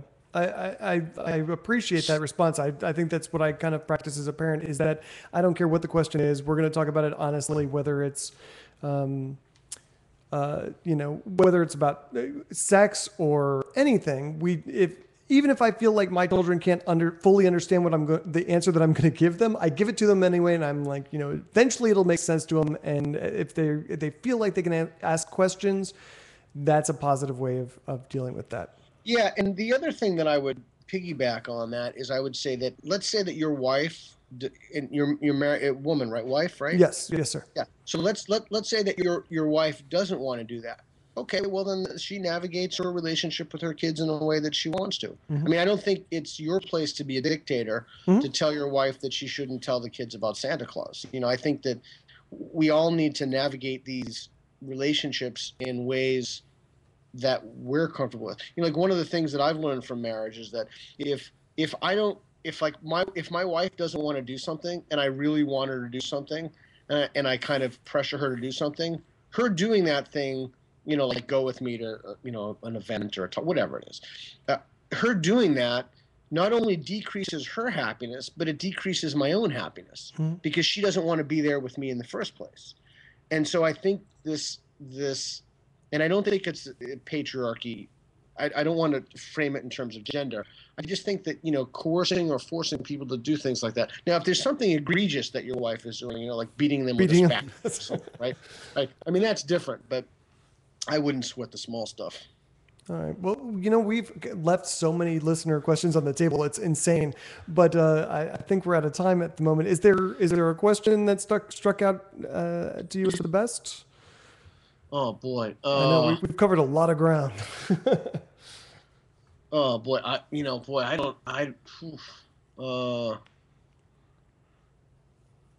don't know. One of those earlier ones struck me as a really good one.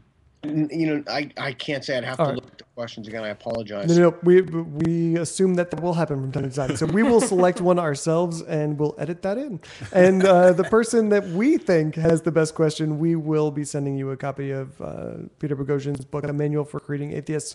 And like I said earlier in the podcast, this is one of the books that we've done on this show that we are all in 100% agreement that everyone should read this book, whether you're into going out and talking to people about this stuff or not. This will help you be a better person cognitively, I think. And so absolutely go get it. Thank you so much for joining us tonight. It's been great. Oh, it's my pleasure. I really appreciate everything you guys do. I appreciate you having me on. I'm so delighted that you like the book and that those techniques are working for you. And I couldn't do what I do if I didn't have support from people. So I'm just incredibly grateful for that, and I'm really grateful for the opportunity to have come on and spoken with people. Awesome. Thank you so much, and I hope we talk to you again in the future. Right, my pleasure. Thanks. Take care. Thanks. Thank you. All right, so let's shut it down. All right. Thank you for listening to Atheist Airwaves on Secular FM Radio, sponsored by Corpus Christi Atheists and the South Texas Coalition of Reason. If you would like to compliment, complain, or make a suggestion, please write to us at god@atheistairwaves.com. Congratulations for winning our contest. We'll be in touch to get your address and copy of Dr. Peter Boghossian's A Manual for Creating Atheists, and I'll edit that in there. Yeah. Post show, beginning of post show, before we call Stephanie, we'll figure out who we think should win that. Thank you to Tombstone to Dead Man for our outro music. Look for him on Facebook, or you can listen to him on Spotify. Stay tuned for post show. Yes, sir. We're going to have Stephanie Moon, who's going to talk to us about her experiences volunteering at the shelter where the refugees who are streaming across the United States border right now are being taken care of. Thanks, guys.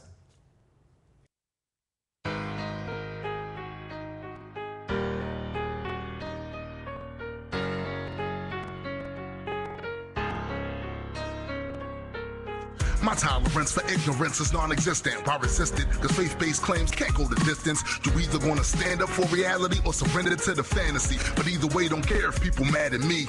My criticism's so much bigger than religion. It's about the fact that they're lacking in total skepticism. These days it kinda seems like being skeptic is a negative. So my position is that faith's a type of mental sedative. The type of things I rap about are really not cerebral. There's just an overabundance of really stupid people who get offended when I challenge all that sacred shit. Fussing, complaining, but then abstain from debating it.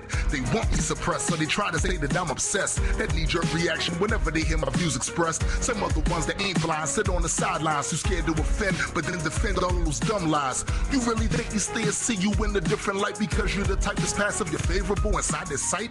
You really think they think that you and I are not alike, and that they don't imagine you burning hot in the afterlife? To them, you're just a sacrilegious blasphemy, a tragedy, a heathen who doesn't respect his holy majesty. My contention, you're respected on condition that you never contradict them or speak against their convictions. So this is where I'm making my stand, and now regardless who don't like it or how they get mad, see why the rest of y'all capitulate and go with the plan. I'll be beating on this wall until I'm breaking my hand. So listen while I state official policy. No matter how I'm threatened with hell, they never silence me. I know that you don't see this as imperative, but I refuse to lose and let the stupid frame the narrative. I am so freaking amazing. Look at that. To the Either that or you have a small bladder. Right. All right. So before we call Stephanie, I almost kind of want to let the Christian lady win and send her a copy of this book.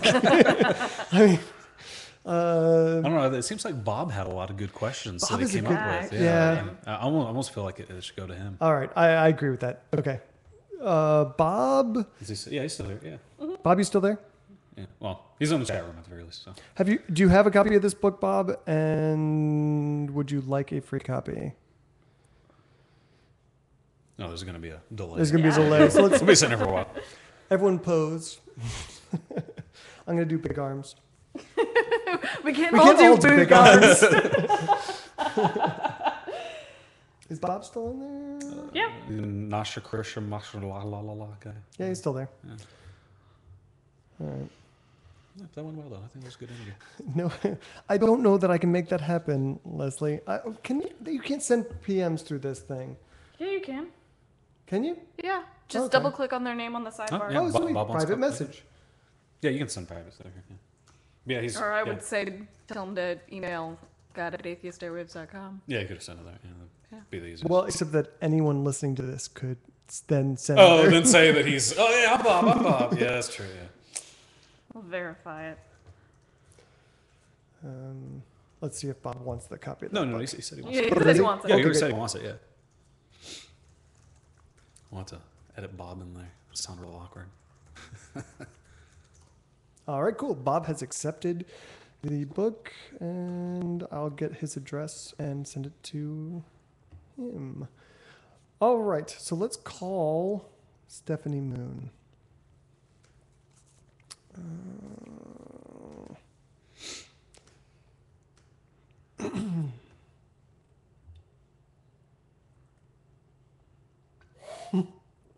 See, there are people in the chat room already trying to get it.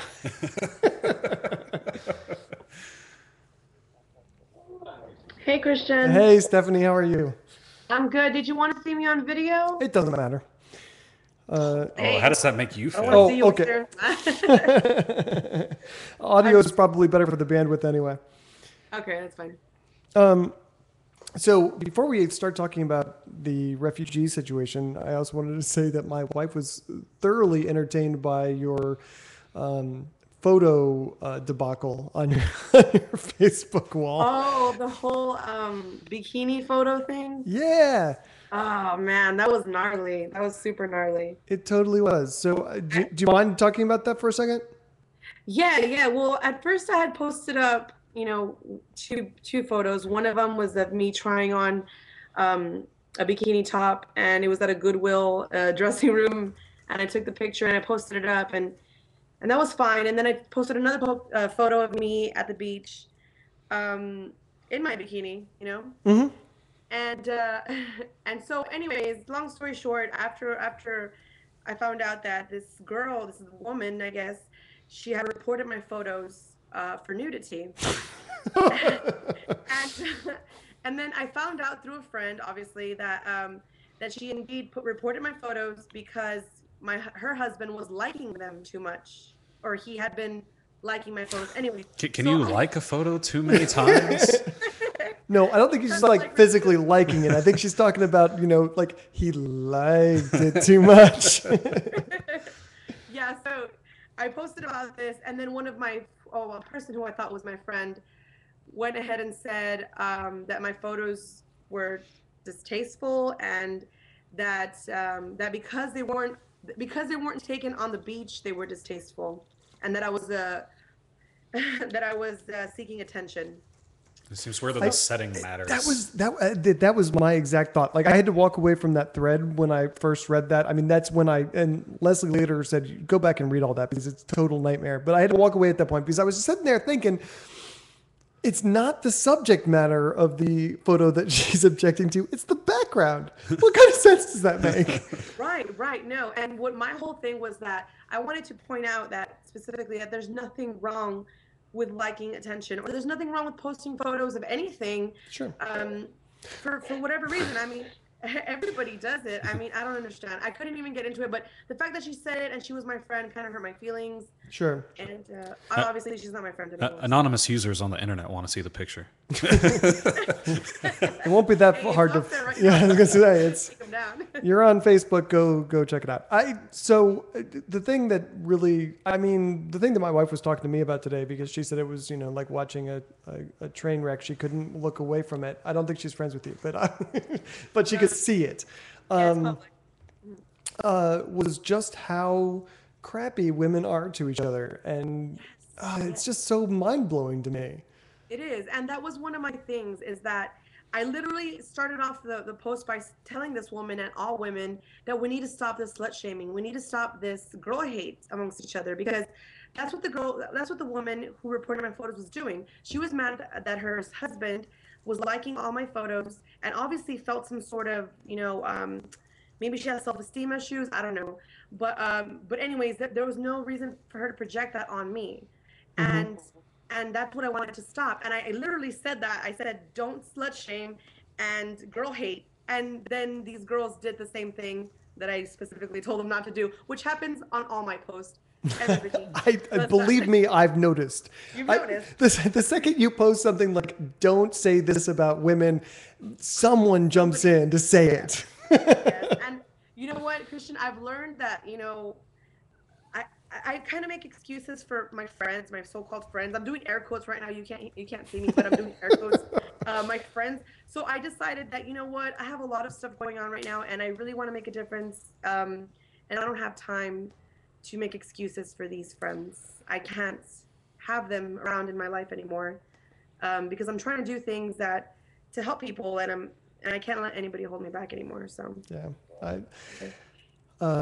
I think we have a long way to go, and I think that the battles you are fighting on your Facebook page are really great ways of advancing at least the ideas, and even the people who don't get it, at least they're exposed to it. Because I mean, one of the things that I really got that really struck me was when we were talking to them about not slut shaming, and they were like, I didn't call you a slut. It's like, no, you don't understand what you're doing. It's not about saying the word. It's about the action. Right. So anyway. Well, keep fighting the good fight for body positivity. Body positivity. Absolutely. Right. Exactly. Yeah, I don't think they caught on that, but I don't know, maybe later on. I mean, I don't think she's ever going to see that, what she was doing, and it's fine. I mean, I've met her once. She was my friend, and the other girls on there were my, and what's funny is that another girl on there is actually like, she was real about the whole stand up for women thing, that when Wendy Davis was doing the whole filibuster, and she was really big, and she was really like doing stuff for women, and her I didn't expect her to do that at all, like react the way she did at all. And it's surprising how much we slut shame, and the girl hate is strong within us, but it's another form of the patriarchy, Yeah. I don't get why people don't like sluts. I mean, it seems wonderful. I know, I love sluts. Yeah. Okay. We can say we like sluts, it's okay. Yeah, I hate that word. Yeah, but we're taking it back. We're taking it back. Yeah. That's what I was saying the other day too. We're taking it back. I was gonna say that's like practically Stephanie's mantra these days. Dude, because I really don't feel like I'm so over us being so. I don't know what the word is, but sex shouldn't be a bad thing, Exactly, it's not. It's really, really not. I mean, we need to really progress in that area for sure. I mean, unless it's like priest on boy sex, and then as long as all participants are consenting, right? Exactly. Then that's where it's good. It's all good. And the other thing, and this is the way patriarchy hurts men too, because I mean, her problem is with her partner, and how he's reacting to it, and so I mean, at the same time that is causing you problems because she's telling Facebook that you're naked on your Facebook page. Yeah. I mean, it's causing harm to him because he's getting all the blowback of just having a natural I don't know. Well, actually, I don't know how he reacted, because there are some people in our chat room right now who are reacting pretty awfully to this conversation. No, the thing is that that he was like, I don't even know these people. That's the thing, is because I add people, like I say, I add almost everybody who requests me, because I like to have a large audience for my posts, because I want to reach a lot of people. So I add a lot of people, and the thing is, I don't even know these people.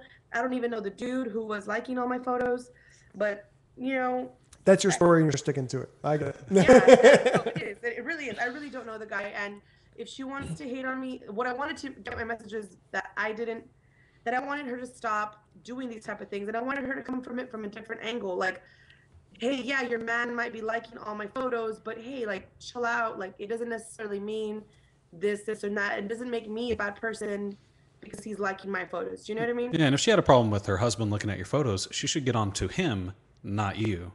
Right, exactly. That's also what yeah, exactly. Like, hey, why are you liking all these? But even then, that's like, let them like the photos. I mean, I don't care what my husband likes, but then again, not everybody's the same, so whatever. Yeah, I mean, it's their relationship. They can define it how they want, but they shouldn't be dragging other people into their relationship problems. Right, exactly. Yeah, no, my wife tortures me if I ever let slip any of that information in a funny way. But I, you know, because sex is natural, sex is fun. That's great. I don't know. Sorry, that's the reading from the Holy Book of George Michael. Sex is best when it's from an anonymous.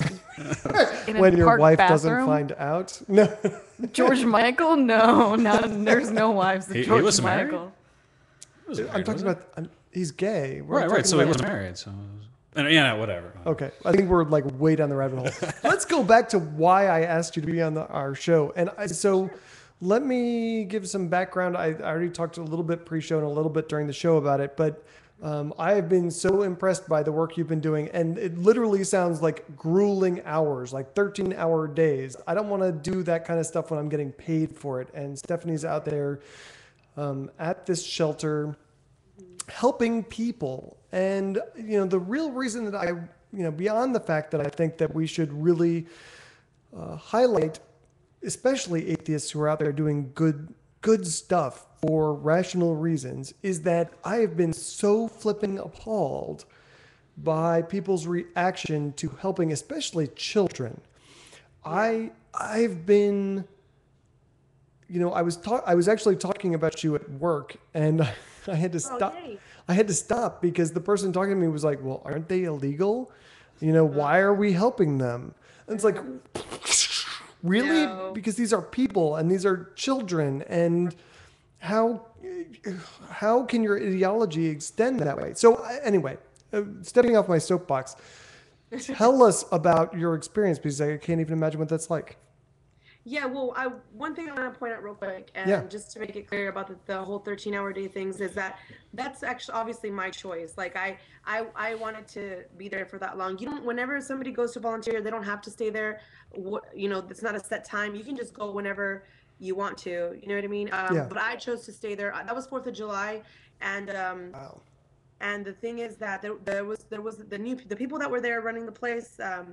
They were new on that day, and they didn't know what the hell was going on. So I had been there already a week and a half. So I was guiding them and like kind of running the place a little bit. And so I chose to stay 13 hours that day. But yes, it was very grueling and it was very emotional. And it was intense, man. But, you know, I don't know, man. I don't know how to explain to you. I think I'm definitely going to be I am a changed person after this. I don't look at things the same way anymore.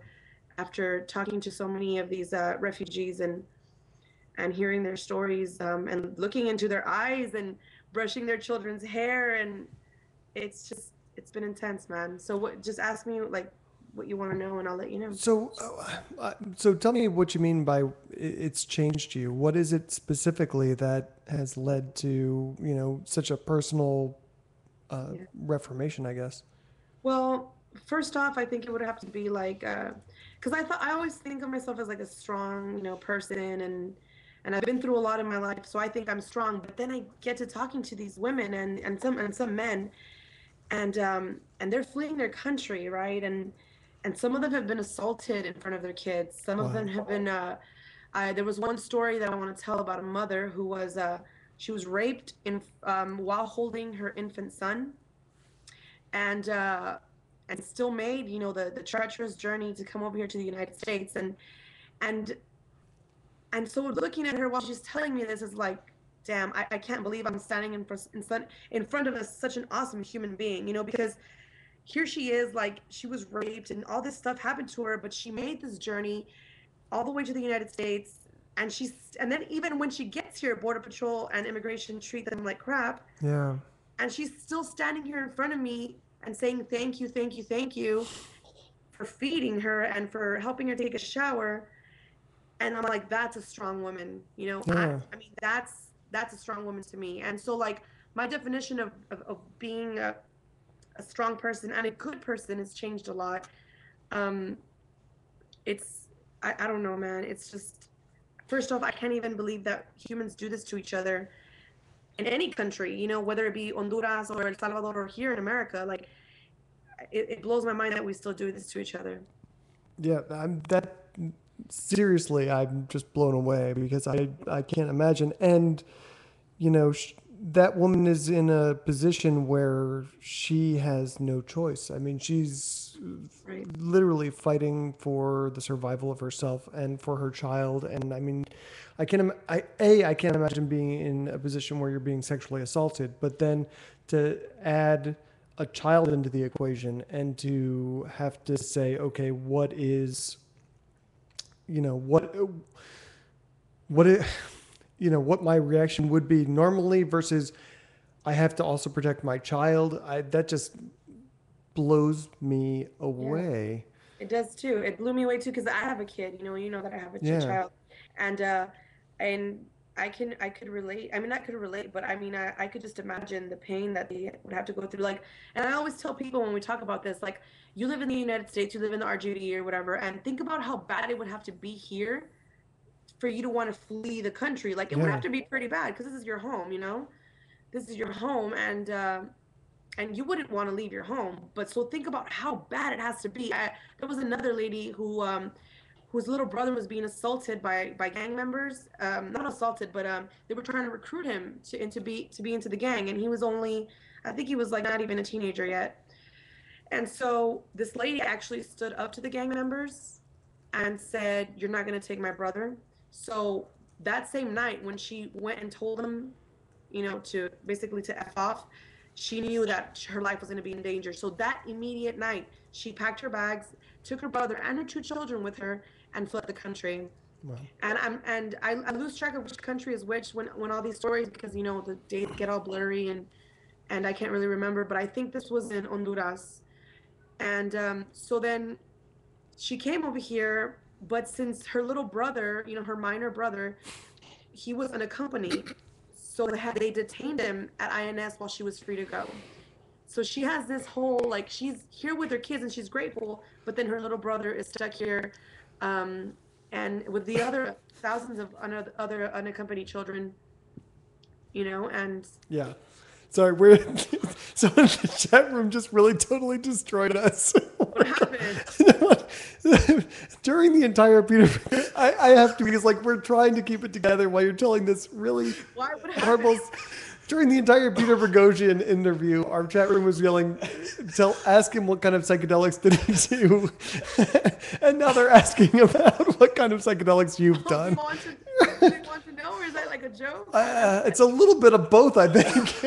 So we'll get to that at the end of the interview, you frickin' degenerates. Alcoholic is the best. Right? That was terrible. That was terrible. Christian, I literally thought you were gonna cry, but you were just gonna laugh. No, I was until alcoholic in the chat room. Like, it totally destroyed me.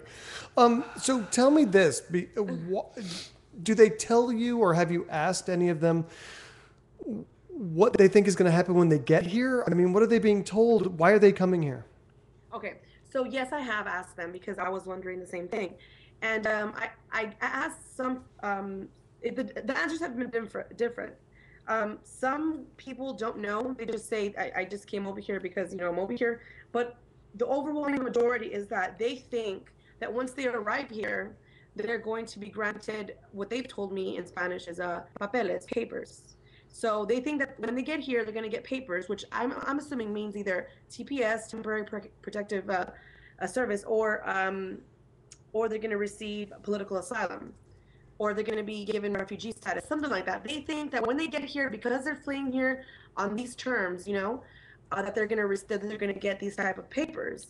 That's what the overwhelming consensus has been, and obviously, as you know, they're not. And well, from the point that our government is saying is that they're not refugees yet. They're not considered refugees, anyways. And to win a political asylum case is very, very difficult, even with a lawyer. And so there's waves of these people coming in, just like thousands of them. And so, yeah, and I think media tried to ask them, like, where did you hear this? And I honestly, I was running around so much that day that I didn't even get I couldn't even hear the answer. But my assumption is that these false pretenses that they're hearing, they're coming from the smugglers. That's what Yeah. I think. I'm not saying that this is for a fact, but I'm thinking it's either from the smugglers or because it's not media for sure. Right. I mean, it seems like the people you follow the money in just about any of these circumstances, and the Right, people yeah. who stand to profit from these people leaving their countries and coming here are the people who are being paid by those people to Exactly. bring them here. I think that makes a lot of sense. I don't know what you're pointing at, Red, well, but Kensai had Kensai, it. yeah, okay, Okay. that's what I was going to ask. So Kensai87 in our chat room asks, as someone who does not speak Spanish, what's the best way they can help? I guess the best way you can help at the shelter. I'm assuming that these people are. I mean, Kensai, where's that? Because you can come and help and help clean up here at the shelter, or you can send. I'm sure you can send monetary donations, or you can send. You can even order pizza. This is so may sound trivial, but you can even order pizza and have it delivered there. Wow. Because you know what, the Salvation Army doesn't feed the volunteers.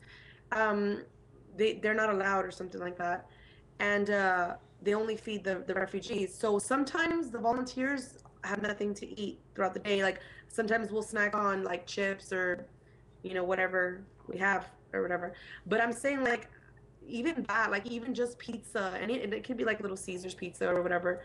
Can you send us an address? And I'm certain that Corpus Christi Atheists can put together at least a few of those for those people, because we've been talking about wanting to go down there and do what we can, because this is a huge humanitarian crisis. But even if we can help the people like you who are spending hours and hours helping these people who are so desperate and in such bad situations, I'm sure that our group would be wanting to help in whatever way we can from here in Corpus Christi.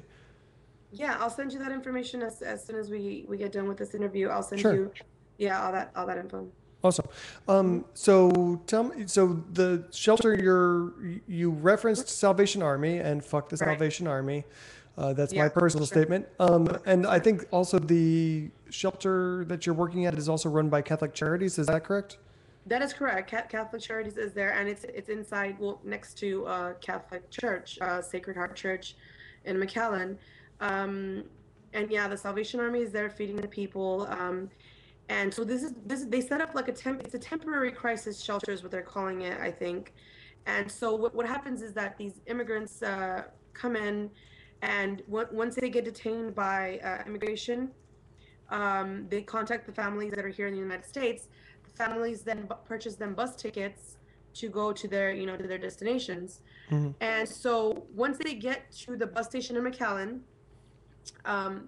Catholic Charities volunteers are there already waiting, and they help them, with their bus tickets and everything, and to make sure they have the bus tickets. And then after they get the bus tickets, they go right down the street to where the church is at, and that's where they get a meal, they get a fresh set of clothes, and they get a shower, and they get a place to rest until their bus leaves. So that's what's happening right now. So it's not like a permanent shelter, because all of these people have somewhere to go. They're going to, upstate, or they're going to Virginia, Nebraska, like New York.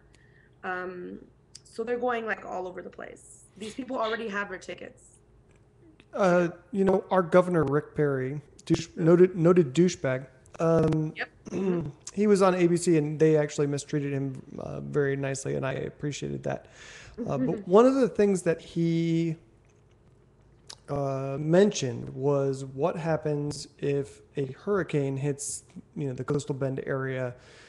How many people are down there right now? And to me, when I heard him say that, and he's been criticized for saying that, but I thought, holy crap, what would happen if that did happen?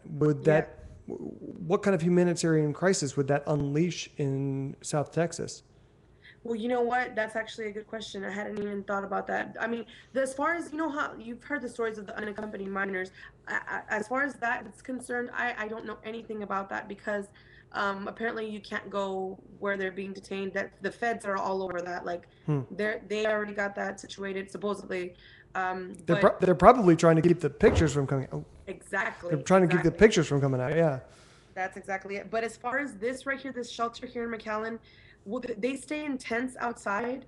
And I know that sounds bad, but the tents are actually pretty huge. There's 2 of them, and they have air condition. And you know what? These people have been sleeping on floors when they've been detained at immigration services. So they're so grateful to be sleeping on the cots. But I'm assuming what would happen is that, say a hurricane did come and because we can house. I think the shelter can house overnight can house 120 people. Something like that. But some of them don't stay overnight. The thing is, some of them come to the shelter, they just have a bath and a meal, and they take off because their bus is leaving in a couple hours, So, but some of them do tend to stay overnight. And also if the doctor, because we have medics on site as well, if the doctor doesn't clear them to leave, they have to spend a couple of days or a day there or whatever. So I guess what would happen is that they would move them inside the shelter. I really have no idea. I'm inside the actual building, but I really have no idea how that would work out. Like in all honesty, I wouldn't know. Yeah, it strikes me that could be catastrophic if that were to happen. Luckily, it's been a slow hurricane season, and despite the fact that we're overdue for a direct hit. We heard with global warming, most of the hurricanes are going to be moving north, aren't they? One can only hope. Oh yeah. Frickin' Yankees.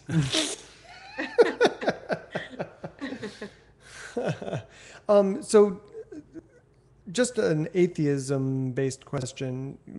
We've been talking about how Catholic Charities and Salvation Army are the ones who are organizing a lot of this. Are they doing a lot of proselytizing? Is that something that's going on? Actually, no. Wow. Actually, they have not been doing any of that. One person went in from another church and said that he wanted to talk to the people about Jesus, et cetera, and they said no. That right now is not the time to be doing that. Wow. These people exactly. And I was surprised. I was very surprised. But when they do come in, they do say "Hey, welcome to you're in the house of God." It is very religious, Sure. Obviously because they're a church, but no, nothing.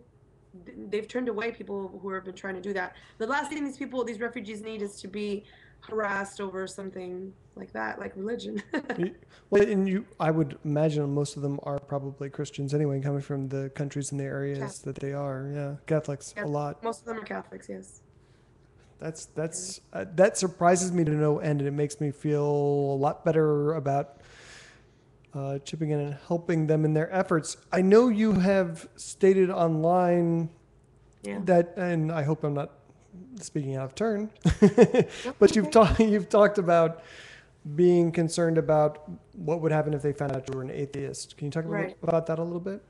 Yeah, like I said, I've been there for about 2 weeks, and I hadn't told anybody, any of the higher ups, the people running the place, that I was an atheist. But I'm pretty sure you can tell by my tattoo. I mean, not you can tell, but I know that they probably know that I don't attend church. But you know what I mean? So yeah. So the thing is that I was very scared, and actually one of them, I think one of the volunteers asked me if he could add me on Facebook or something like that, and I'm like, no, you're not. That's not gonna happen. So I just let him know politely, my Facebook is private and etc. So I was very scared, but you know what? The other day, because you have to sign in to volunteer, and then on the last column is it's like a blank space for you to fill in your parish's name or your church's name or whatever. And so the other day, I think it was 2 days ago, that I ended up writing in atheist. Wow. Because you know what? I'm thinking I do really want to help these people, and I was very scared that they would kick me out, but I don't want to hide who I am, and I'm not going to tell these people. It's not like I'm telling these people not to believe in God. I'm not even talking to them about God. Right. They'll straight up look at me in the eye after I've helped them, take a bath, or after I've helped them get dressed or fed or whatever. They'll look me in the eye and they'll say thank you, and they'll say thank you, and they'll thank God too. They'll be like, thank God for you, and etc. So I'm not trying to convert anybody by any means, and I'm not trying to push an agenda or anything like that. And I just want to help. I just want to help. I So, wish organizations, especially like the Salvation Army, would have that attitude of, we've got Corpus Christi Atheists for our volunteer work. We've got volunteer shirts coming up that says "Doing Good for Goodness Sake" on the back, and I wish that it was more of a human focused Right. effort when people are doing good things. It's not because you want to add more people to your team. It's not because of some weird faith-based garbage, but because you just want to help people. And that's what's really been bothering me. And, especially why I'm so glad you came in and talked to us about this, because I've just been so disturbed by the people who are saying things like, give those kids a bottle of water and send them back across the border. Oh yeah. And they would just see the kids, if they would just come, I just come to the shelter and talk to them, and it just look into their eyes. That's all you have to do. And one kid came in the other day with his mom, and there was one of the volunteers. She was new. It was her first day. She was sitting next to him. And normally, before we do anything, we give them some water while we're registering them, and then afterwards they can go eat. But these people looked very, very hungry, and so we brought the food to them. So one of the volunteers was feeding this child, and she couldn't feed him fast enough. She was just like, he was just devouring the food, and she started crying, and she broke down, and she said, and I was trying to console her, but she said, "I've been a teacher for 20 plus years, and I've never seen a child this hungry." And you know what? And the thing is, Christian, is that these people are coming in from INS. They're coming in from Border Patrol. They're being detained. So that's one thing that I wanted to make clear on the show, because you said that this would reach a lot of people, and I want everybody to know this, what I'm about to say, because the American public thinks that once these people get to U.S. soil, that they'll be treated with with the utmost respect, etc. But the overwhelming story, and it's consistent throughout every person I've talked to, is that INS and Border Patrol are treating these people like shit. They're treating them like crap. They really, really are. They're making them sleep in these little rooms, and these people come to the shelter not knowing whether it's day or night. Wow. Their sense of time is so skewed because they've been locked in these rooms for days, waiting to get their reconnaissance papers or whatever, that they don't know. And they're being fed only apples, water that tastes like it has Clorox in it, like a piece of a tortilla with like some weird mushy substance in it, and this is all that they're being fed. So they can't eat it because it obviously tastes like poison, Right.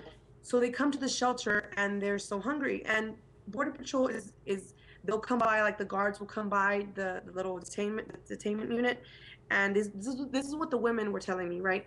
And that they would bang on the door and be like, "Hey, you're not allowed to sleep. Like, wake up, and you're gonna sleep sitting up. You're not gonna sleep sleeping on the floor." And these people were crying to me, telling me this. And one lady was telling me that she was crying for her children because she would feel her son's stomach and it was caving in from how hungry he was. Wow. And this is on U.S. soil, okay? This is happening on United States ground. This is not in Mexico or another third world country, whatever you want to say. This is here in America. These people are being treated worse than lowly animals or whatever you want to say, but they're being treated like shit, dude. And that's what pisses me off so bad. Because when they get here, we're supposed to welcome them. I mean, even if you don't agree that they should be here or not, the least you can do is treat them with some basic human decency. Dignity. Dignity, exactly. All people deserve dignity. And I think, we live in the world's wealthiest country, and we have tens of thousands of children on our border in crisis. And Right. And the people I've been talking to here in South Texas are saying, we're broke. We don't have the resources to spend on feeding children. Meanwhile, they're advocating things like spending money on drug tests for poor people on welfare. Right. They're advocating things like poll taxes, free, and then they get around that by offering free IDs to people, to underprivileged people. We have tons of money for that, but no money for these children who are fleeing death. Right. It blows my mind. It really does to me too. It really does, and it pisses me off. And like, out of all the things that have pissed me off the most is that, first of all, that there's no federal money right now. There's no federal. Uh-oh. Hello? Sounds like we lost. You broke up on us for a little bit. You're still kind of getting kind of weird sound. Oh. I don't think it's coming back. May want to hang up and redial or whatever you do on Skype. She's gone. Just trying to think. Just trying to read the chat room, see if there's anything in there. Here she is again.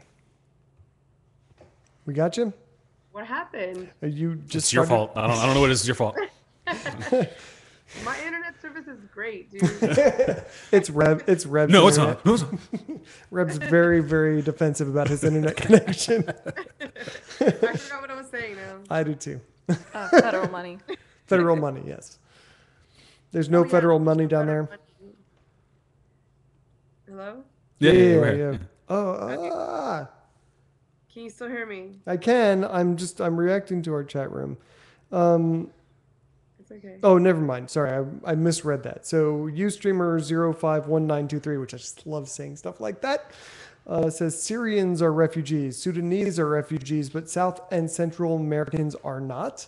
I agree with that. And I think that one of the things that I've been reading this week is that if we continue to treat the refugees the way that we have, that the UN is going to sanction us. They're going to say, hey, these are human rights violations. We have national treaties about how to treat people who are fleeing the kind of violence that these people are fleeing from, and we're not even meeting our obligations to the international community, much less what I think just as a normal, rational, empathetic human being, that, you know, the standard of behavior that I would expect from anyone, we're not meeting.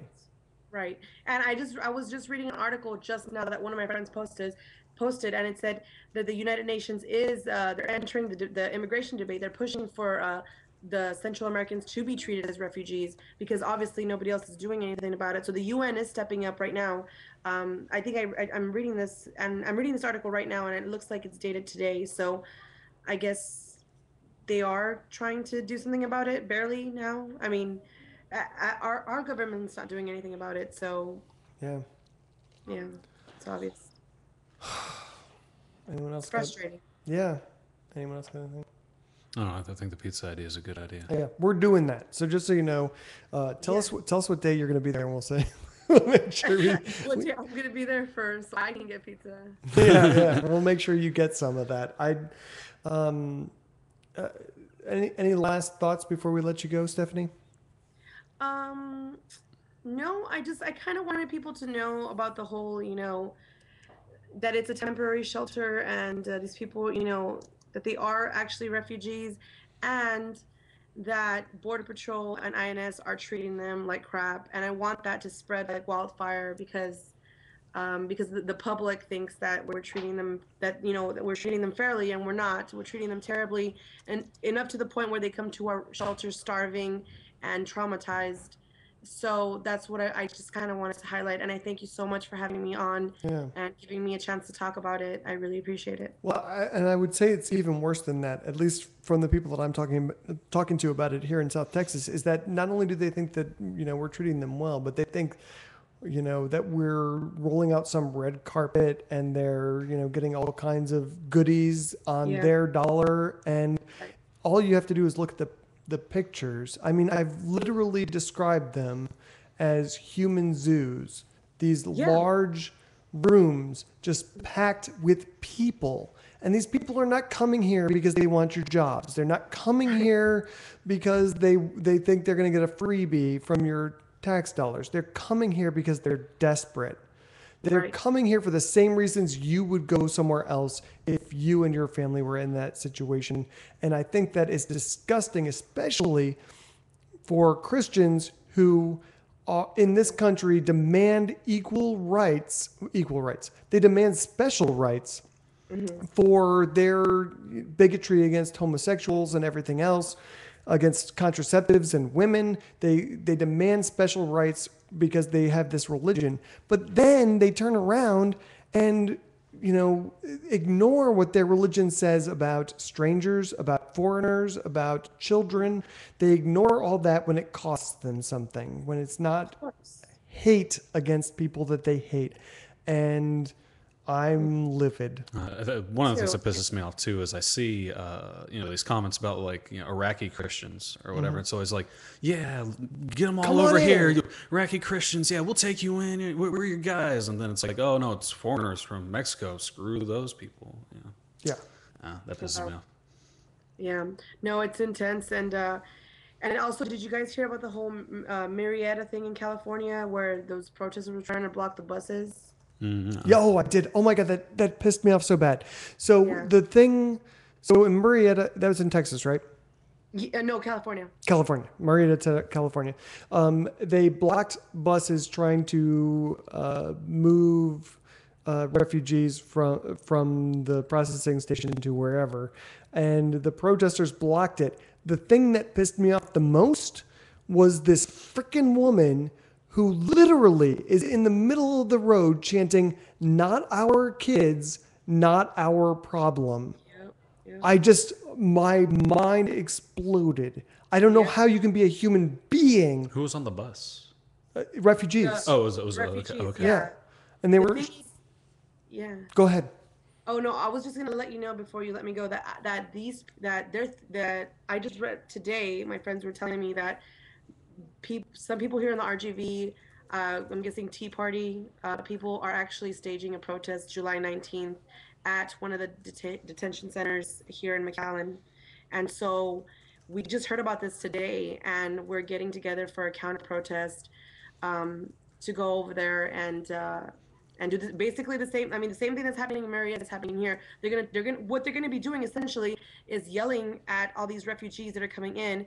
Most of them children, Yeah. And I'm not about that, obviously. So we're staging. We're planning a counter protest. If that protest is gonna happen, we're definitely gonna be there. And giving them a piece of our mind, and also letting the refugees know that we're here, that some people are here who actually love them and will protect them. Yeah. You know what I mean? Yeah. You were, I think it was ABC News that you appeared on briefly. There was like a little thing. NBC, yeah. NBC News. Okay. Yeah. And I had seen that report and I didn't even know that was you at the time. I found out later. But I loved what you were doing for them, which was making them feel welcome and, kind of like a little bit that being here was the end of the nightmare of sexual assault and danger and uncertainty. It's like at least someone is making an effort to make this not crappier for them. Right. And I just thank you so much for everything you're doing. I think it's unusual. I don't think that most people go out and do those things. And so I'm in awe of you, and thank you so much for being that person, Stephanie. Yeah, well, like I said, it's just like I tell the refugees themselves too, that nothing separates me from them and we're the same person basically, and that this is just a human thing to do. So yeah, thank you so much for having me on your show, Christian. I appreciate it. And I appreciate you doing this on such short notice. We'll be sending you some pizza soon. Yay, pizza! All right, take care. Thanks, you too. Bye. Bye. Okay, now I'm going to go split my wrists. You know what we didn't ask her? What's that? What psychedelics she takes. Oh, God damn it. I forgot. I was totally going to ask her that question because she would probably answer that question. Let me do this. Someone say something interesting. Say something funny, Susan. Oh, you made him laugh. Good job. There you go. Yeah, it was good. I'm trying to make this happen. All right, what are you trying to do? I'm trying to log out of this.